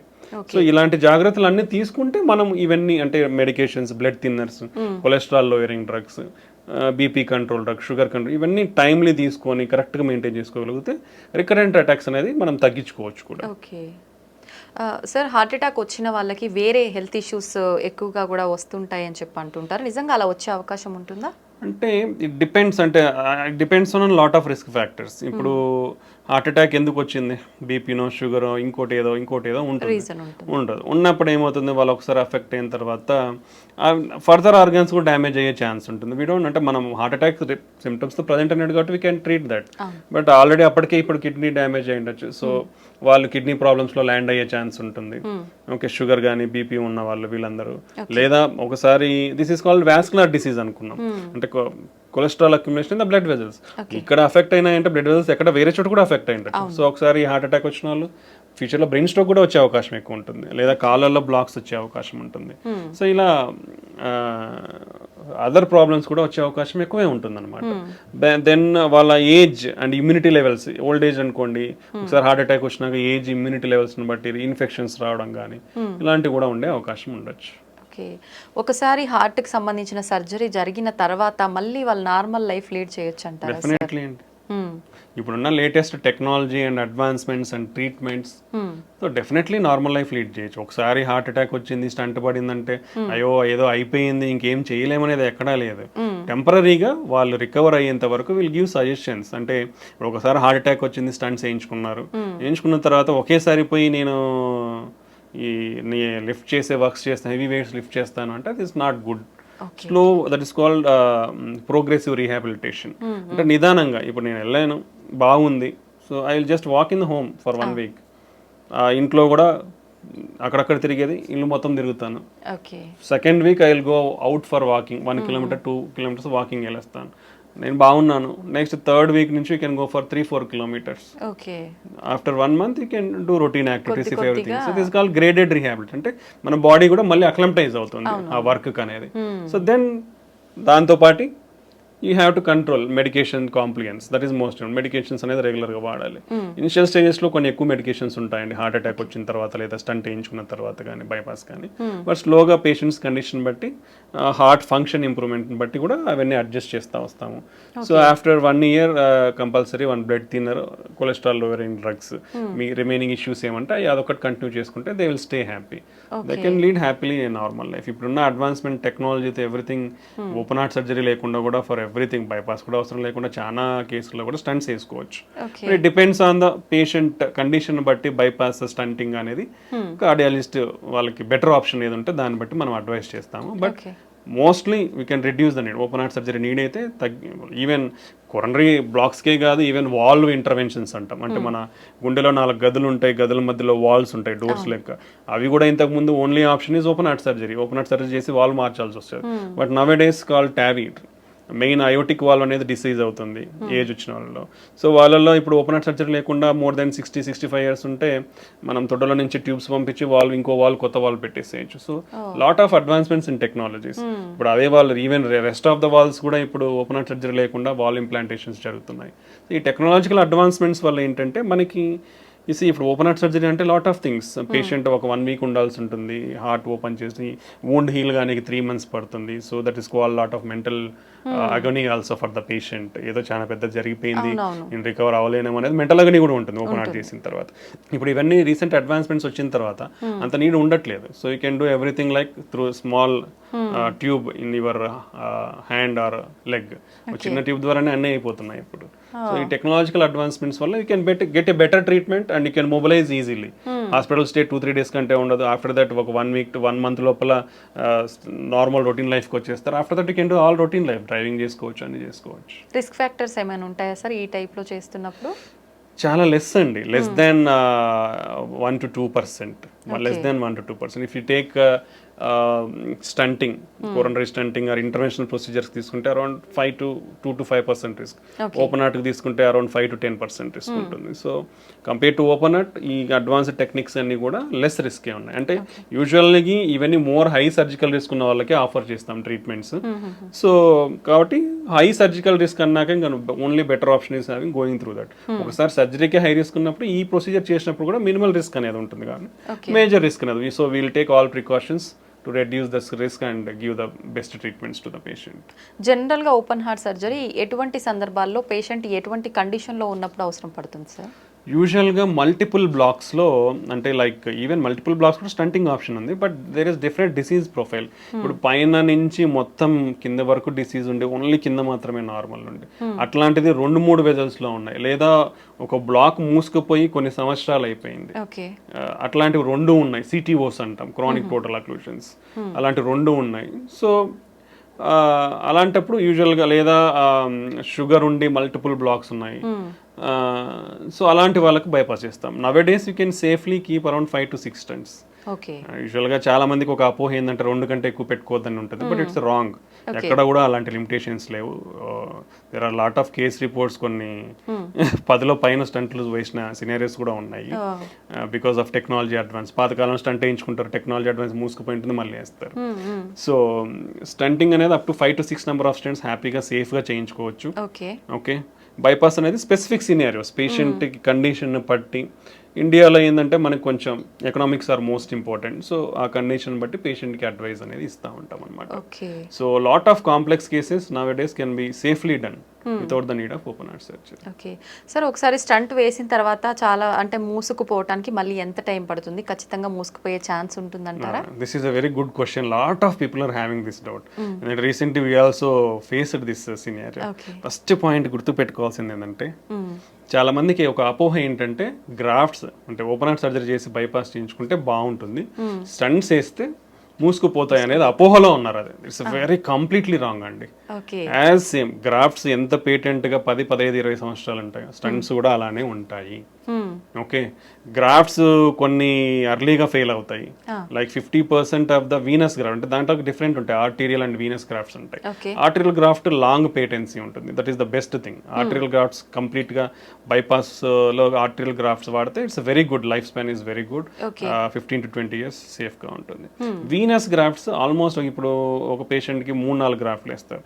సో వీనస్ గ్రాఫ్ట్స్ ఏంటంటే 50% ఆఫ్ ద పీపుల్స్ లో at least ఒక వీనస్ గ్రాఫ్ట్ అయినా విత్ ఇన్ 1 year క్లోజ్ అవుతుంది. That is the data what is showing. 40 to 50% of the patients లో at least 4 Venus గ్రాఫ్ట్లు వేస్తే ఒకటైతే మూసుకుపోతుంది.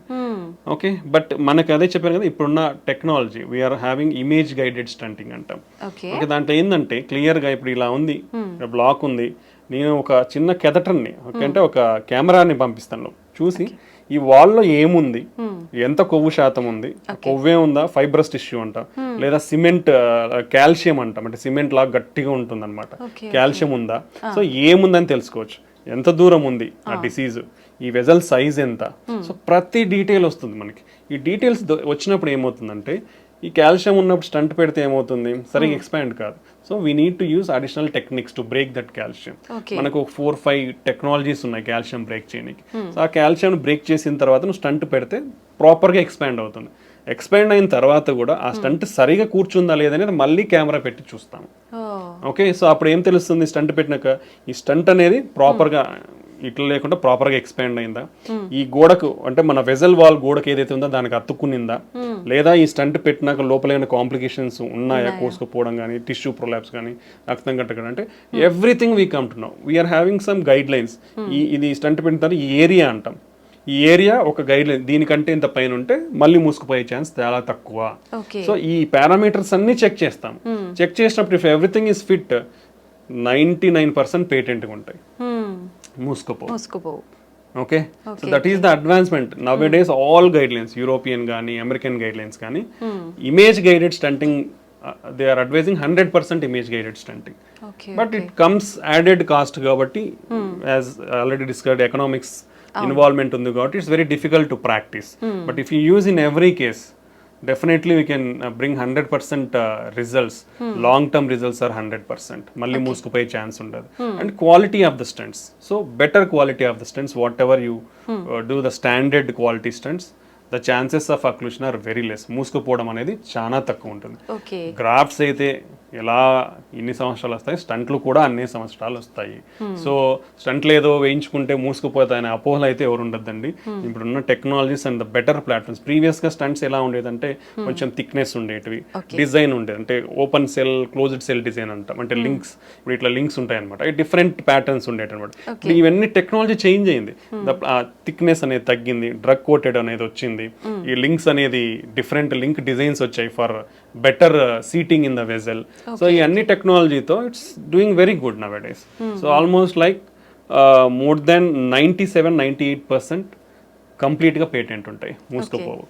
Only less chances, only 2-3% only మూసుకుపోయి, still less, చాలా తక్కువ అది మూసుకుపోవడం. So stents are very good option and very safe procedure and very easy. Stent వేయించుకున్నాక 2 రోజులకు డిశ్చార్జ్ అయిపోతాం, హ్యాపీగా పోతాం, హ్యాపీగా అన్ని పనులు చేసుకుంటాం. సో ఈ అపోహల నుంచి బయటకు రండి. ఇంత అడ్వాన్స్మెంట్స్ ఇంత ఉన్న తర్వాత ఓపెన్ హార్ట్ అనేది చాలా తక్కువ అవసరం పడుతుంది. బట్ డెఫినెట్లీ ఎవరికైతే ఇండికేటెడ్ ఉందో వాళ్ళకి ఆ ఆప్షన్ ఇస్తాము. But majority of the people we can do stunting and lot of technologies is they. ప్రతి వేజల్ని కూడా ఓపెన్ చేయొచ్చు ఇప్పుడున్న మనకున్న టెక్నాలజీ అయితే. So that is my advice. Okay sir, ఒకసారి స్టంట్ అయిన తర్వాత కానీ, ఓపెన్ హార్ట్ సర్జరీ అయిన తర్వాత కానీ పేషెంట్ ఎన్ని మంత్స్కి ఒకసారి చెకప్ చేయించుకోవాల్సి ఉంటుంది? Usually in early stages, initially we'll always ask for early reviews. ఎందుకంటే we have to carefully follow them. ఎందుకంటే ఒకసారి హార్ట్ అటాక్ ఎఫెక్ట్ అయిన తర్వాత మళ్ళీ ఎఫెక్ట్ అయ్యే ఛాన్సెస్ ఎక్కువ ఉంటాయి కాబట్టి, అండ్ వాళ్ళకున్న రిస్క్ ఫ్యాక్టర్స్ అనేది మనం కేర్ఫుల్గా కంట్రోల్ చేయాలి, పర్టికులర్లీ డయాబెటీస్ ఉన్న వాళ్ళు. ఇనిషియల్లీ ఎవ్రీ మంత్లీ రావడం చాలా మంచిది, సో దట్ మీకు మీ బీపీ కంట్రోల్ కానీ, షుగర్ కంట్రోల్ కానీ, కొలెస్ట్రాల్ కంట్రోల్ కానీ స్ట్రిక్ట్గా చేయడం వల్ల మీకు ఫ్యూచర్లో ప్రాబ్లమ్స్ లేకుండా ఉంటుంది. సో మీ హార్ట్ గిన ఒకవేళ హార్ట్ ఫంక్షన్ గిన వీక్ అయిందనుకోండి, ఎవ్రీ మంత్లీ చెక్ చేయించుకుంటే ఎంత ఇంప్రూవ్ అవుతుంది అనేది మనకు తెలుస్తుంది. సో వీల్ మినిమల్లీ 3 months వరకు చూస్తాం. 3 monthsలో ద ఇంప్రూవ్మెంట్ ఎంత వస్తుంది అది మాక్సిమం ఉంటుంది. Okay, after that minimal improvement ఉంటుంది. సో దాన్ని బట్టి ఫర్దర్ ట్రీట్మెంట్ ఆప్షన్స్ ఉంటాయి. ఇప్పుడు హార్ట్ ఫంక్షన్ అనేది లెస్ దెన్ 30-35% ఉందనుకోండి, even after 3 months of treatment with good medications, okay, అప్పుడు వాళ్ళకి ఐసీడీ అనేది ఉంటుంది, అంటే హార్ట్ వీక్ ఉన్న వాళ్ళు సడన్ గా చనిపోయే అవకాశాలు ఎక్కువ ఉంటాయి. సో అలాంటి వాళ్ళు ముందే, అంటే హార్ట్ రేట్ అబ్నార్మాలిటీస్ రాకముందే ఐసీడీ అనేది వేయించుకుంటే వాళ్ళు ఫ్యూచర్లో సడన్గా చనిపోయే ప్రమాదం నుంచి కాపాడుకోవచ్చు అనమాట. సో ఇది చాలా ఇంపార్టెంట్. ఓకే, సో ఇలాంటివన్నీ మనకి కేర్ఫుల్ అబ్జర్వేషన్లో ఉంటేనే తెలుస్తాయి. ఇప్పుడు షుగర్ ఉన్న వాళ్ళు 3 monthsకి వచ్చారనుకోండి, అన్కంట్రోల్డ్ షుగర్ ఉంటే వేసిన స్టంట్లు కానీ, గ్రాఫ్ట్స్, బైపాస్ గ్రాఫ్ట్లు కానీ ఫెయిల్ అయిపోతాయి. ఇవన్నీ చాలా ఇంపార్టెంట్ కాబట్టి ఇనిషియల్గా around 3 to 6 months every monthly visit will help them. అంటే that also depends on the patient condition బట్టి, సిమ్టమ్స్ బట్టి డాక్టర్ అడ్వైస్ చేస్తారు. After that if the patient is good, every 2 months or 3 months they can follow. Okay, ప్రతి ఒక్కరు అంటే local availability ఉన్న వాళ్ళు నెల వస్తారు, బట్ బయట నుంచి ఊర్లో నుంచి వచ్చే వాళ్ళు నెల రావాలి అంటే వాళ్ళకి ఇబ్బందులు వాళ్ళకు ఉంటాయి. సో అలాంటి వాళ్ళు స్ట్రిక్ట్గా కంట్రోల్లో పెట్టుకొని మంచిగా ఉంటే 2-3 monthsకి ఫాలో అవ్వచ్చు. లేదా అక్కడ దగ్గరలో ఉన్న డాక్టర్స్ ఉన్నా కానీ లోకల్గా ఫాలో అవ్వచ్చు, స్పెషలిస్ట్ ఎవరైనా అవైలబిలిటీ ఉంటే. Okay, that is the advice. After that అంతా బాగుంది 1 సంవత్సరం వరకు అంటే yearly annual checkups compulsory. Okay, ఒక సంవత్సరానికి అంతా బాగుంది, హార్ట్ ఫంక్షన్ ఇంప్రూవ్ అయిపోయింది, రెగ్యులర్గా మందులు వాడుతున్నాడు, బీపీ, షుగర్, కొలెస్ట్రాల్ అన్ని కంట్రోల్లో ఉన్నాయి, తనకి ఏమి సిమ్టమ్స్ ఏం లేవు, ప్రాబ్లమ్స్ ఏం లేవు, they can do every 6 months or annual checkups. వాళ్ళకి అప్పుడు ఆ ఫర్దర్ రివ్యూలో you can identify if any problems is there, otherwise they can continue వాళ్ళ అవే మందులు వాడుకోవచ్చు అనమాట. ఓకే సార్, ఒకసారి స్టంట్ వేసి అది మూసుకుపోయిన తర్వాత మళ్ళీ స్టంట్ వేయటం అనేది రిస్క్తో కూడుకున్న పని అంటారా? Nice question. అసలుకి లైక్ గుడ్ క్వశ్చన్స్ మీరు అడుగుతున్నారు, ఎందుకంటే lot of people have to know all these things. ఒకసారి స్టంట్ వేసిన తర్వాత మళ్ళీ స్టంట్ అనేది వేయించుకోవచ్చు, it's not a problem. Even second time fail అయినాక థర్డ్ టైం కూడా వేయించుకోవచ్చు. Up to 3 maximum levels there is a chance. Now we are having latest technology called drug coated balloons. And it's like previous technology but refined now came with very refinement and good clinical ట్రయల్స్తో వచ్చి it showing promising results call drug coated balloon. అంటే stent అవసరం లేకుండా మనము మందు పూసిన బెలూన్ని తీసుకొని పోయి ఎక్కడైతే బ్లాక్ ఉందో అంటే దాన్ని ఫస్ట్ ఏదైతే బ్లాక్ ఉందో దాన్ని ఓపెన్ చేస్తాం, నీట్గా వెజల్ సైజ్ ఎంత సైజ్ ఉందో ఆ సైజ్కి మనం దాన్ని ఓపెన్ చేస్తాం. ఓపెన్ చేసిన తర్వాత స్టంట్ పెట్టకుండా మనం ఆ డ్రగ్ కోటెడ్ బెలూన్ని తీసుకొని పోయిస్తే ఆ డ్రగ్ కోటెడ్ బెలూన్ని ఎక్కడైతే నేరో అయిందో అక్కడ పెట్టినప్పుడు ఆ బెలూన్ మీద ఉండే డ్రగ్ మొత్తం వెజల్లోకి అంతా అబ్జర్వ్ అయ్యి అక్కడ మళ్ళీ బ్లాక్ రాకుండా ప్రివెంట్ చేస్తుంది అనమాట. సో ఇది అడ్వాన్స్మెంట్. సో ఈ డ్రగ్ కోటెడ్ బెలూన్ అడ్వాన్స్మెంట్స్తో ఆల్మోస్ట్ లైక్ ఇప్పుడు స్టంట్ బ్లాక్ అయిందనుకోండి, వీళ్ళు ఓపెన్ అంటే మనం ఎందుకు బ్లాక్ అయింది అనేది అనలైజ్ చేస్తాం first. That is the advantage of imaging. దాన్ని ఓసిటీ ఇమేజింగ్ అంటాం. ఆ ఓసిటీ ఇమేజింగ్తో ఎందుకు అంటే నియోత్రు అంటే మళ్ళీ కొలెస్ట్రాల్ పేరుకుపోయిందా, లేదంటే స్టంట్ ఎక్స్పాండ్ కాలేదా ప్రాపర్గా, లేదంటే స్టంట్ ఫ్రాక్చర్ ఏమన్నా ఉందా, స్టంట్ వాల్కి సరిగా అత్తుకోలేదా, ఈ ఫ్యాక్టర్స్ అన్ని మనం అనలైజ్ చేస్తాం ఇమేజింగ్ ద్వారా. సో మనకి దేని వల్ల అని తెలిసినప్పుడు we can take a proper decision. So అలాంటి సమయంలో ఇప్పుడు సరిగా ఎక్స్పాండ్ కాలేదో లేదంటే సరిగా అత్తుకోలేదు అనుకోండి, ఓపెన్ చేసి ప్రాపర్గా డైలేట్ చేసి డ్రగ్ కోటెడ్ బెలూన్ పెడితే ఫ్యూచర్లో మళ్ళీ బ్లాక్ ఉండదు. లేదు ప్రాపర్గా ఎక్స్పాన్షన్ అయింది, వెజల్ వాల్కి అతుక్కుంది, స్టంట్ లోపల మళ్ళీ కొవ్వు పేరుకుపోయి మళ్ళీ బ్లాక్ వచ్చింది అనుకోండి, then we will do depends on the characteristics of the plaque. ప్రాపర్గా ఎక్స్పాన్షన్ అయింది, no major issues, plaque and cholesterol burden అంత లేదు అనుకుంటే డ్రగ్ కోటెడ్ బెలూన్ వాడచ్చు. లేదు చాలా బర్డన్ ఉంది, టఫ్ లీజన్ ఉంది, స్టంట్ కంపల్సరీ అంటే స్టంట్ మళ్ళీ పెట్టచ్చు. So 2 to 3 times or 4 times we can use drug coated balloon technology and stenting. So multiple times block అయినా వర్రీ అవ్వాల్సిన అవసరం లేదు. చాలా మంది వర్రీ అవుతున్నారు.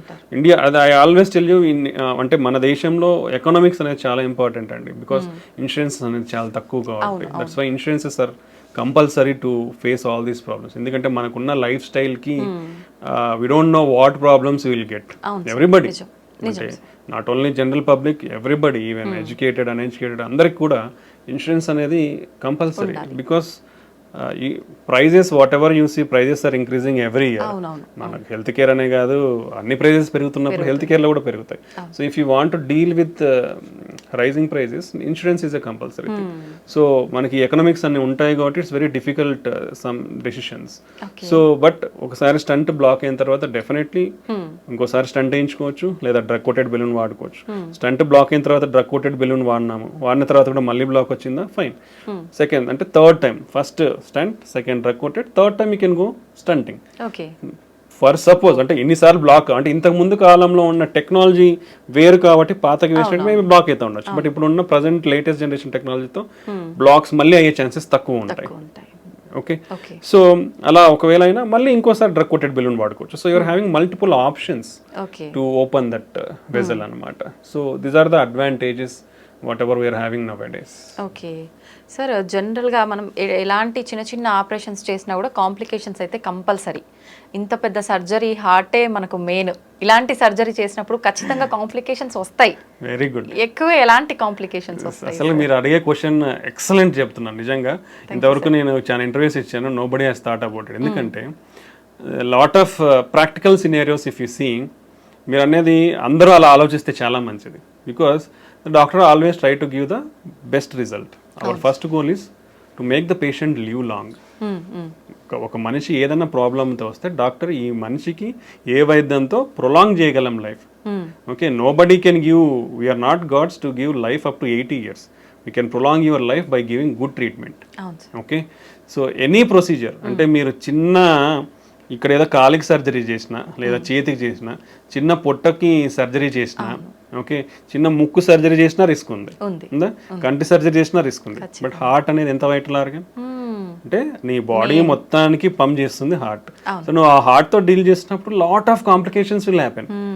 ఓకే, చాలా కాంప్లికేషన్స్ ఉంటాయి. If you take the studies, మనకున్న డేటాను తీసుకుంటే ఇండియన్స్ ఒక 10 years హార్ట్ అటాక్ వస్తుంది ముందర. ఓకే, 30 నుంచి 35 సంవత్సరాల తర్వాత మన ఇప్పుడున్న జనరేషన్లో రిస్క్ ఫ్యాక్టర్స్ ఉన్నది.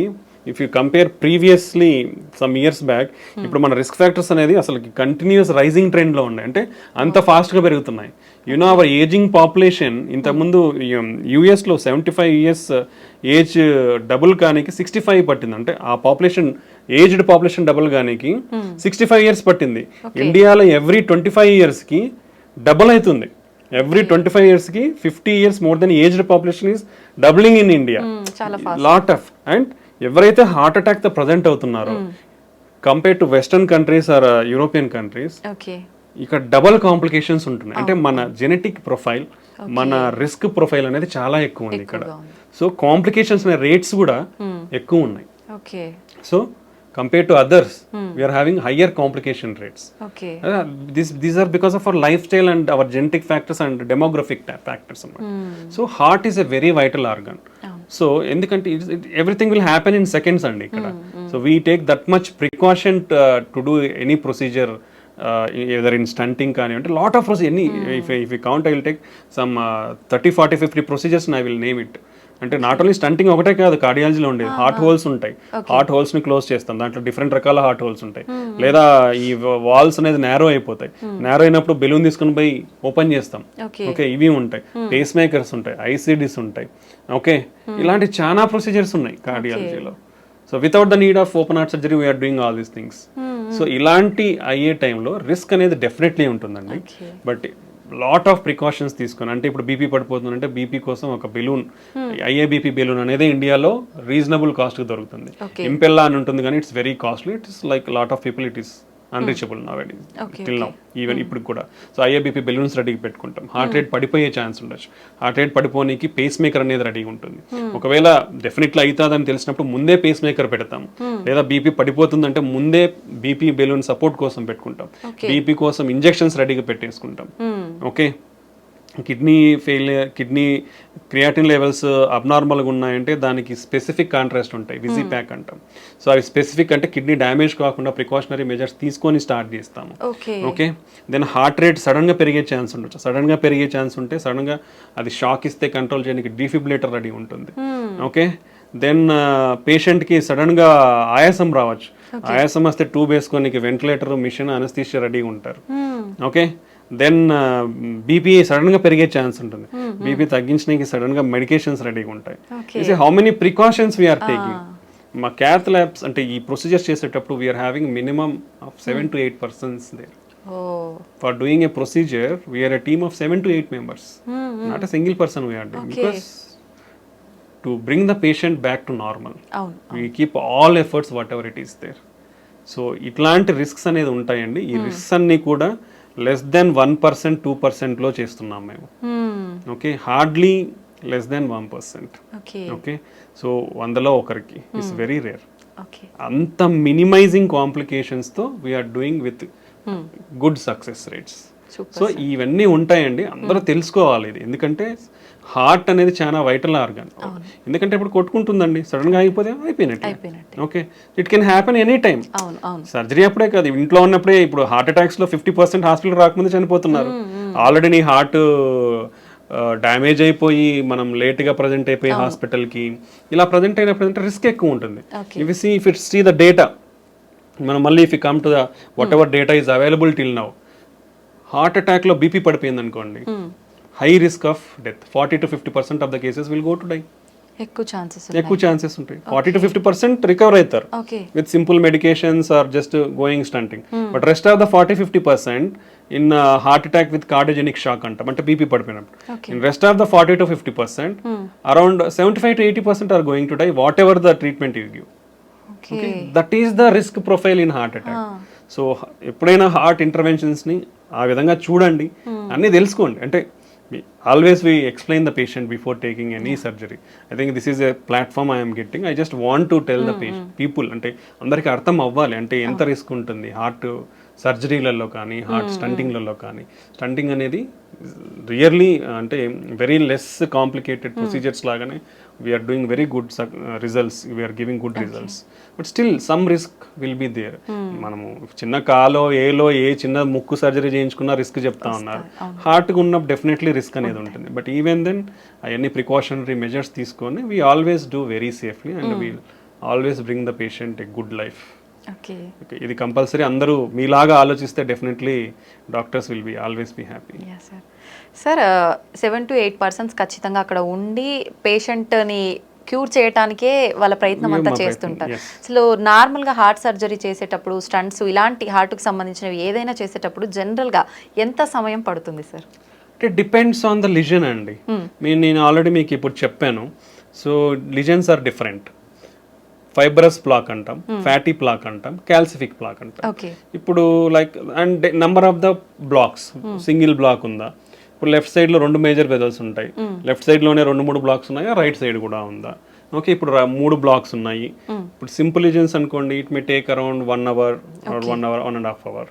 If like calcium lesions, we need to use additional treatments like the calcium కి we'll call as rotational atherectomy అంటాం, డ్రిల్ చేసుకుంటూ పోతుంది. ఇంకోటి ఆర్బిటాల్ atherectomy, అది కూడా ఇంకో మెకానిజం తో డ్రిల్ చేస్తుంది. ఇంకోటి ఇంట్రావాస్కులర్ లిథోట్రిప్సీ అంటాం, అంటే ఒక అల్ట్రాసోనిక్ వేవ్స్ తో ఒక బెలూన్ ని తీసుకొని పోయి దాన్ని కాల్షియం ఏదైతే స్ట్రాంగ్ సిమెంట్ లాగా ఉంటుందో దాన్ని బ్రేక్ చేస్తాం అన్నమాట. అదొక మెథడాలజీ ఉంది. సో ఇలాంటి అడిషనల్ టెక్నిక్స్ లేదా ఇమేజ్ గైడింగ్ అనేది వాడినప్పుడు కానీ, సో ఇలాంటి టైంలలో it may take longer time, sometimes 3 to 4 hours. Like if you see like bifurcation, ఇప్పుడు ఒక వెజల్ ఇట్లా వస్తుంది, ఇక్కడ నుంచి ఇంకో బ్రాంచ్ ఇట్లా వస్తుంది. సో ఇక్కడ బ్లాక్ ఉంది, ఇక్కడ బ్లాక్ ఉంది, ఈ రెండింటిని స్టంట్ వేయాలి. తీసుకోవాలి బైఫర్కేషన్ స్టంటింగ్ అంటాం. ఇంకోటి లెఫ్ట్ మెయిన్ వెజల్ స్టంటింగ్ అంటాం, అంటే main vessel it will supply almost like 70% of the blood supply to the heart. Okay, అలాంటి సినారియో. లేదంటే క్రానిక్ టోటల్ అక్లూజన్స్ అని చెప్పాను, సిటీఓస్ అంటాం, అంటే అది మూసుకుపోయి more than 3 months to 1 year or sometimes 7 years or 10 years కూడా అయి ఉండొచ్చు. బట్ పేషెంట్కి తెలియదు ఒక్కొక్కసారి, because of probably some protective phenomenon will be there. Definitely there are some protective phenomena in our heart. అంటే ఇప్పుడు రైట్ సైడ్ ప్రాబ్లీ మూసుకుపోయింది అనుకోండి, ఇప్పుడు ఇదంతా వెజల్, ఇక్కడ నుంచి బ్లడ్ వెజల్ ఉంది, ఇక్కడ మూసుకుపోయింది, ఇక్కడ నుంచి బ్లడ్ సప్లై రాదు, సో లెఫ్ట్ సిస్టమ్ నుంచి వస్తుంది మనకి, సో లెఫ్ట్ సిస్టమ్ నుంచి ఇక్కడ వరకు వస్తుంది. So that is a protective mechanism. So initial stages లో మూసుకుపోయిన ప్రొటెక్టివ్ మెకానిజం ఉండడం వల్ల దానికి పెద్ద సిమ్టమ్స్ తెలియవు. బట్ అనే లాంగ్ టర్మ్ ఇటుపక్క కూడా బ్లాక్ ఏర్పడింది, అప్పుడు తనకి బ్లడ్ సప్లై అనేది తగ్గుతుంది కాబట్టి సిమ్టమ్స్ అనేది మేనిఫెస్ట్ అవుతాయి. సో ఇలాంటి లీజన్స్ ట్రీట్ చేసినప్పుడు 3 to 4 hours అనేది పడుతుంది. ఓకే సార్, చాలా మందిలో ఎక్కువగా వింటుంటాం ఎర్లీ మార్నింగ్స్ టైంలో నిద్రలో ఉన్నప్పుడు మాత్రమే హార్ట్ అటాక్స్ వస్తుంటాయి అని చెప్పి. ఎందుకని ఆ టైంలోనే ఎక్కువగా జరుగుతూ ఉంటుంది సార్? ఆ టైంలోనే వస్తాయి అనేది ఏం లేదు, any time can come, depends on our lot of hormonal influences and physical and environmental factors. But mostly morning there are some hormonal changes will be there that will contribute to heart attacks in the morning times లో కొంచెం ఎక్కువ ఉండే అవకాశం. Some times winter seasons లో it will cause వ్యాసోస్, ఇప్పుడు చలి ఉందనుకోండి vessels cause వ్యాసోస్పాజం, so అలాంటప్పుడు కొంచెం ఎక్కువ వచ్చే అవకాశం ఉంటుంది. ఫుడ్ తిన్న తర్వాత మనం ఎక్కువ వాక్ చేసిన అలాంటి టైంలో ఎగ్జర్షన్ ఉంటుంది కాబట్టి, అంటే our blood supply will be there mostly to the gut to observe the nutrients. అలాంటి టైంలో ఫుడ్ తిన్న తర్వాత వాకింగ్ చేసి ఎక్సర్సైజ్ లాగా చేసినప్పుడు చేస్తే వచ్చే అవకాశం, అంటే ఆల్రెడీ ఉన్న వాళ్ళలో బ్లాక్స్ ఉన్న వాళ్ళలో వచ్చే అవకాశం ఉంటుంది అనమాట. ఓకే సార్, ఈ మధ్యకాలంలో వింటున్నాం, చాలా మంది చూస్తున్నాం కూడా సోషల్ మీడియాలో, మనం జిమ్ చేసే వాళ్ళు ఎక్కువగా సడన్ గా పడిపోవడము, అక్కడే స్పాట్ లో డెత్ అవ్వడము, ఇలాంటి సంఘటనలు చాలా వింటున్నాం. ఇది హార్ట్ అటాక్ అంటారా సార్? అసలు ఎందుకు జరుగుతుంది? డిఫరెంట్ సినారియోస్ ఉంటాయండి దీంట్లో కూడా. Like if you speak like athletes, sudden death in athletes అనే ఒక టాపిక్ ఉంటుంది. సో ఏంటంటే వాళ్ళలో కొన్ని underline structural abnormalities of the heart ఉండొచ్చు, బికాస్ ఆఫ్ వాళ్ళు చెక్ చేయించుకొని ఉండొచ్చు. కొందరిలో జెనెటిక్ ఛానలోపతిస్ అంటే అరిథమిక్ హార్ట్ రేట్ అబ్నార్మాలిటీస్ ఉండే ఛాన్స్ ఉండొచ్చు. సో ఇలాంటి కారణాలు కూడా జరుగుతాయి. But work heavy intense exercise చేసినప్పుడు ఏమవుతుందంటే మన హార్ట్ అనేది చాలా అగ్రెసివ్గా వర్క్ చేయాల్సి ఉంటుంది, బికాస్ ఆఫ్ రిక్వైర్మెంట్, బాడీకి బ్లడ్ అందాలి కాబట్టి. సో అప్పుడు ఏమవుతుంది, సప్లై డిమాండ్ మిస్ మ్యాచ్ అవుతుంది. ఓకే, సప్లై డిమాండ్ మిస్, ఇప్పుడు చిన్న ప్రాబబ్లీ వాళ్ళకి ఆల్రెడీ అన్డిటెక్టెడ్, ఇప్పుడు అండర్ డయాగ్నోస్ బ్లాక్స్ ఉన్నాయి అనుకోండి, అప్పుడు ఏమవుతుంది, సప్లై డిమాండ్ మిస్ మ్యాచ్ అయ్యి హార్ట్ ఫంక్షన్ అనేది తగ్గే ఛాన్స్ ఉంటుంది, బ్లడ్ సప్లై తగ్గడం వల్ల. అదే ఒక మెకానిజం. సో క్రానిక్ గా ఎక్సర్సైజ్ చేసే వాళ్ళకి ఏంటంటే మజిల్ థిక్నెస్ అనేది కొంచెం ఎక్కువ ఉంటుంది అనమాట, హైపర్ట్రోఫీ ఉంటుంది. అలాంటప్పుడు ఏంటి, ఆ థిక్ అండ్ మజిల్ కంప్రెషన్ ఎక్కువ ఉండి వ్యాసోస్పాజం అంటే బ్లడ్ వెజల్స్ కూడా కంప్రెస్ అయ్యే ఛాన్స్ ఉండొచ్చు. అండ్ వర్క్ లోడ్ ఎక్కువ ఉంటుంది కాబట్టి అక్కడ కూడా సప్లై డిమాండ్ మిస్ మ్యాచ్ ఉంటుంది. ఒకసారి ఎక్సర్సైజ్ చేసినప్పుడు ఏమవుతుందంటే స్పాంటేనియస్ కొరనరీ డిసెక్షన్స్ ఉంటాం, అలా అంటే కోతలు కోసుకుపోయే అవకాశం ఉంటుంది, బీపీ హార్ట్ రేట్ అన్ని ఎక్కువ అయిపోతాయి కదా. సో ఆ బీపీ హార్ట్ రేట్ ఎక్కువైనప్పుడు అలా జరిగే అవకాశం ఉండొచ్చు. Sometimes arrhythmic syndromes, already ఇప్పుడు మనం ఎక్సర్సైజ్ చేసినప్పుడు హార్ట్ రేట్ పెరిగిపోతుంది, సమ్ టైమ్స్ అది ఇంకా ఎక్కువ పెరిగిపోవడం వల్ల సడన్ డెత్లు అయ్యే ఛాన్స్ ఉండొచ్చు. డిహైడ్రేషన్ ఉంటుంది, డిహైడ్రేషన్ ఎలక్ట్రోలైట్ అబ్నార్మాలిటీస్ వల్ల జరిగే అవకాశం ఉండొచ్చు. సో వీళ్ళలో అన్డిటెక్టెడ్ ఏమన్నా కొరనరీ అనామలీస్ కానీ ఇట్లా ఏదన్నా ఉంటే అది కంప్రెషన్ అవ్వడం వలన ఈ విధంగా కూడా బ్లడ్ సప్లై తగ్గడం వల్ల సడన్ గా చనిపోయే అవకాశం ఉండొచ్చు అనమాట. So better evaluate yourself before doing intense workouts. మనం already we discussed heavy intense workouts are not much required.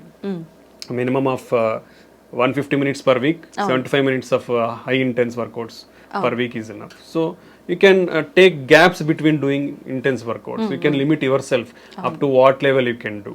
So ఆ precautionary అన్ని తీసుకొని then under strict guidance there should be some person, మీరు ఇలా చేసేటప్పుడు ఒక strict person who knows how to మనం resuscitation అంటాం. Suppose in case ఏదైనా జరిగితే at least they know how to do a CPR and until the medical facility arrives at you. So ఈ అన్ని సెటప్ ఉండి ప్రికాషనరీగా ఉన్న తర్వాతనే హై ఇంటెన్స్ వర్కౌట్స్ అనేది వెళ్ళడం మంచిది అనమాట. ఓకే సార్, కరోనాకి ఎఫెక్ట్ అయిన వాళ్ళలో ఎక్కువగా గుండె జబ్బులు వస్తున్నాయని చెప్పి వింటున్నాం, ఇదంతా నిజమే అంటారా? దేర్ ఆర్ సమ్ మెకానిజమ్స్ అండి, అంటే దాని వల్లనే వస్తున్నాయి అని అయితే ఏమీ మనం చెప్పలేం, but there is a possibility is there. So COVID అనేది ఒక inflammatory disease, okay, basically, and microvascular disease అనేది కూడా అంటాం, microvascular inflammatory disease. So post COVID అంటే కోవిడ్ తర్వాత కూడా ఈ ఇన్ఫ్లమేషన్ కానీ ఇమ్యూనిటీ డిస్రెగ్యులేషన్ అనేది కొంచెం ఉంటుంది. వాట్ ఎవర్ ద మనకి స్టడీస్లో మెకానిజమ్స్, ప్రపోజ్డ్ మెకానిజమ్స్, అలానే సమ్ అనటామిక్ డిస్టర్బెన్స్ అంటే మన సింపెథటిక్ యాక్టివిటీ, పారాసింపెథటిక్ యాక్టివిటీ, రెండు సిస్టమ్స్ ఉంటాయి మనకి. అటనామిక్స్ అంటే మన బ్లడ్ ప్రెషర్ని, హార్ట్ రేట్ని కంట్రోల్, బ్లడ్ వాల్యూమ్ని కంట్రోల్ చేసే సిస్టమ్స్ ఉన్నాయి. సో ఆ ఇంబ్యాలెన్స్ కూడా ఉందన్నమాట. సో అండ్ ఈ ఇన్ఫ్లమేషన్ వల్ల ఏమవుతుందంటే మన వెజల్ డ్యామేజ్ అవుతుంటుంది, కొంచెం more prone to thrombotic risk ఉంది. సో ఈ అండర్లయింగ్ మెకానిజమ్స్ వల్ల కోవిడ్ తర్వాత కూడా కొంచెం, అంటే పర్టికులర్లీ ఈ రిస్క్ కూడా ఎవరిలో ఎక్కువ ఉంటుంది అంటే రిస్క్ ఫ్యాక్టర్స్ ఉన్న వాళ్ళలో, already sugar, BP, cholesterol problem, kidney problems, old age ఉన్న వాళ్ళు, ఆల్రెడీ హెల్త్ ఇష్యూస్ ఉన్న వాళ్ళలో కొంచెం ఈ ఎక్కువగా చూపిస్తా ఉందన్నమాట. అదర్వైజ్ రెస్ట్ ఆఫ్ ద పీపుల్లో అంత ఎఫెక్ట్స్ మనకి, ఇలాంటి వాళ్ళలో కొంచెం ఎఫెక్ట్స్ ఉండే అవకాశం అయితే ఉంటుందన్నమాట. సో పోస్ట్ కోవిడ్ ఈ విధంగా జరిగే అవకాశం కనిపిస్తా ఉంది. ఓకే సార్, వంశ పారపర్యంగా కూడా మనకు జెనెటిక్స్ ని బట్టి హార్ట్ అటాక్ వచ్చే ఛాన్స్ ఉంటుందని అయితే వింటున్నాం. ఎంత వరకు వచ్చే అవకాశం ఉంటుంది సార్? ఎంత శాతం? 1.5 to 2 fold రిస్క్ ఉందండి, అంటే 2 రెట్లు ఎక్కువ ఉంది. పర్టికులర్లీ హార్ట్ అటాక్ ఇంట్లో వాళ్ళకి లెస్ దాన్ 50 to 55 years లోపల మన ఇంట్లో వాళ్ళకి ఎవరికన్నా హార్ట్ అటాక్ వచ్చింది అనుకోండి, 2 రెట్లు ఎక్కువ మనం రిస్క్ లో ఉన్నట్లే. Okay, so lot of people are recognizing that thing. ఫ్యామిలీలో చాలా మంది కూడా మేము చూస్తుంటాం ప్రాక్టీస్లో, they will come and regularly check themselves. So compulsory definitely genetic factories అనేది చాలా ఇంపార్టెంట్ అండి. సో 2 times రిస్క్ అనేది ఉంటుంది. సో కాబట్టి పర్టికులర్లీ ఇలాంటి సంఘటనలు ఇంట్లో ఎవరికైనా జరిగితే యంగ్స్టర్స్, ఫ్యామిలీలో ఉన్న యంగ్స్టర్స్ అందరూ కూడా చాలా కాషియస్గా ఉండాలి. రెగ్యులర్ చెకప్స్ అనేది కంపల్సరీ చేయించుకోవాలి. ఓకే, జెనెటిక్ కాంపోనెంట్ ఉంటుంది కాబట్టి హెల్తీ లైఫ్ స్టైల్ ఫాలో అవ్వాలి, రెగ్యులర్ ఎక్సర్సైజ్ చేయాలి. సో అండ్ ఒకవేళ ఈ వీళ్ళల్లో ఎవరికైనా రిస్క్, ఇప్పుడు హార్ట్ అటాక్లో ఇట్లా జరిగిన వాళ్ళకి బీపీ, షుగర్లు కూడా ఉండే అవకాశం ఉంటుంది ఇంట్లో. సో డెఫినెట్లీ అవన్నీ కూడా కంట్రోల్లో పెట్టుకోవాలి. ఈ జాగ్రత్తలు తీసుకుంటే మనం కొంచెం రిస్క్ను తగ్గించుకునే వాళ్ళం అవుతాం. ఓకే సార్, చాలా మంది పిల్లలు బై బర్తే హార్ట్లో హోల్ ఉందని చెప్పి రకరకాల హార్ట్ ప్రాబ్లమ్స్ గురించి వింటుంటాం. ఇవన్నీ జెనెటిక్సే అంటారా, వేరే ఇంకేదైనా రీజన్స్ ఉంటాయంటారా? మెయిన్ థింగ్ ఈజ్ జెనెటిక్స్ అండి. హార్ట్ హోల్స్ అనేది నిజంగా చెప్పాలంటే it's a good treatable disease. అది ఉంటే lot of the kids will get definitely good treatment. But అది కాకుండా కాంప్లెక్స్ కంజెనిటల్ హార్ట్ డిసీజెస్ అంటాం. These are very difficult to treat. అంటే surgeries available, but they have to be long term problems will be there in those type of complex congenital heart defects lo. Okay, primary thing genetics kaakunda second thing manam chuste maternal health is important. That is the most one of the most reason to consider. Andike lot of governments had concentrated on maternal health also. So వాళ్ళకి good nutrition is important. And మనం already discuss చేసుకున్నాం, వీళ్ళకి BP, sugar ఇవన్నీ కూడా develop కాకుండా ఉంటే they will give healthy, particularly infections, maternal infections కానీ, maternal drug abuse, maternal smoking, alcohol, drugs కానీ ఇవన్నీ ఉండకూడదు యూజువల్గా. ఇవన్నీ ఓల్డ్ జనరేషన్లో అయితే లేవు, న్యూ జనరేషన్ మనకు తెలియదు ఎంత. సో ఇవన్నీ డ్రగ్స్ ఎఫెక్ట్స్ కానీ, దెన్ ఈవెన్ సమ్ మెడికేషన్స్లో కూడా wheel in pregnancy ante there are lot of limitations to give some medications. So we'll avoid completely some medications in pregnancy. Okay, so there are specific drugs to be given. Avanni monitor cheskoni istam anamata, that every physician or doctors will follow all those things to avoid these complications. And infections rakunda they have to maintain their health well, and their nutrition is most important. And baby birth kuda first 1000 days of baby birth is most important.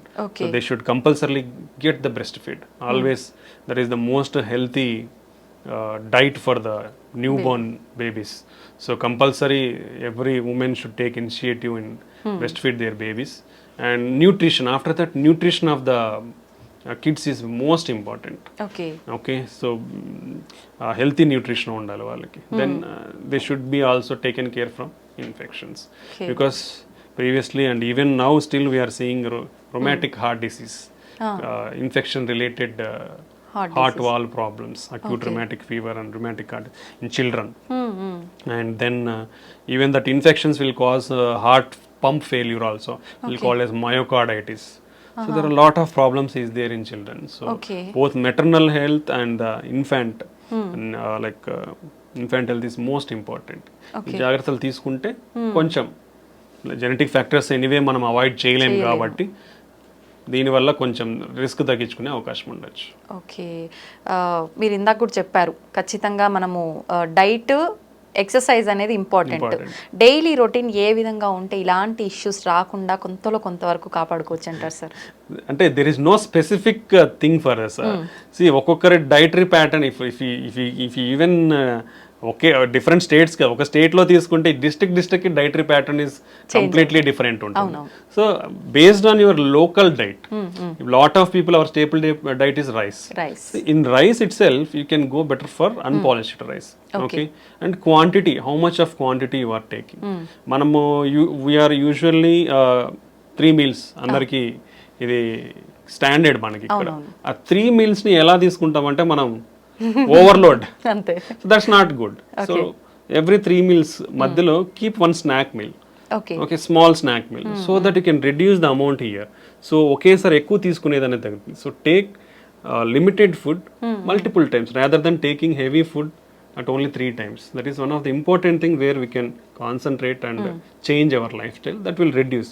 And our snacks kuda you can take raw vegetables or only fruits, or you can take nuts. So these healthy nuts. Don't go for processed foods. Don't go for like ready to eat, ready to made foods. Those are all unhealthy, and it's only for చెప్పాను కదా, easy availability is causing lot of problems. అంతే sir. Okay, so దీన్ని prevent చేసుకోవాలంటే ఈ measures తీసుకుంటే ఫుడ్లో మనం. And now previous కాలంలో మనం చాలా మంది చెప్పేది వింటాం, మిల్లెట్స్ ఎక్కువ తినేవాళ్ళు మన గ్రాండ్ పేరెంట్స్ కూడా. ఆఫ్టర్ దట్ రైస్ అనేది వచ్చింది. So better you can take parts of the millets and cereals and pulses in to our food. చాలా తక్కువ తీసుకుంటాం అందరం. You should increase all these things. Beans కానీ kidney beans, or a lot of different types of beans is there. So we can increase all those diet in our food. So ala cheyadam valla we can take a more healthy food and restrict your non-vegetarian.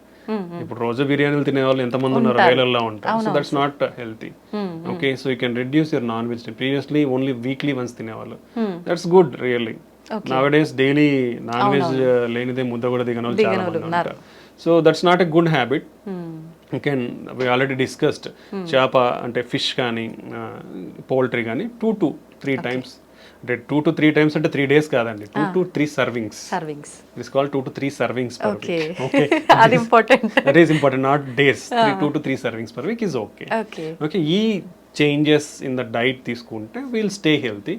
And exercise definitely at least spare 30 minutes. You do simple walk or brisk walk, or spare 30 minutes for your health per day. At least 6 days a week. Sunday you can enjoy wherever. At least 6 days a week, spare 30 minutes a day. Just if you are not having any equipment or nothing, do normal walk or do small brisk walk. That will maintain you healthy. And if anybody is really interested, average people life style ప్రకారం, ఇప్పుడు అందరున్న life style ప్రకారం ఎన్ని steps నడుస్తున్నారు చెప్పదా? 2000 to 3000 steps కంటే నడవట్లేదండి, ఇంకా తక్కువ నడుస్తున్నారు. That is unhealthy. Minimum to minimum maintain around 5,000 to 6,000 steps per day. If Okay. you are really have time, go for at least 10,000 steps per day. That will still have some more benefits. So ఇవన్నీ కూడా important. Exercise is definitely a part and parcel of our this thing. Along with that, you can practice meditation or yoga. Yoga is having a lot of good beneficial effects on the health and mind. So you can do yoga and meditation. So at least అంటే ఒక 1 hour like 30 minutes some exercise, 15 minutes some yoga, 15 minutes some meditation. You'll get that peace of mind and you can reduce your stress levels. You can control అంటే మన risk ఫ్యాక్టర్స్ని control చేసుకోవచ్చు. ఇలా చాలా వాటికి ఉపయోగపడుతుంది అనమాట. ఓకే, నిజంగా చాలా మంచి వాల్యుబుల్ ఇన్ఫర్మేషన్ అయితే మా ప్రేక్షకుల కోసం ఇచ్చారు sir. Thank you very much. Thank you అండి, థ్యాంక్ యూ వెరీ మచ్.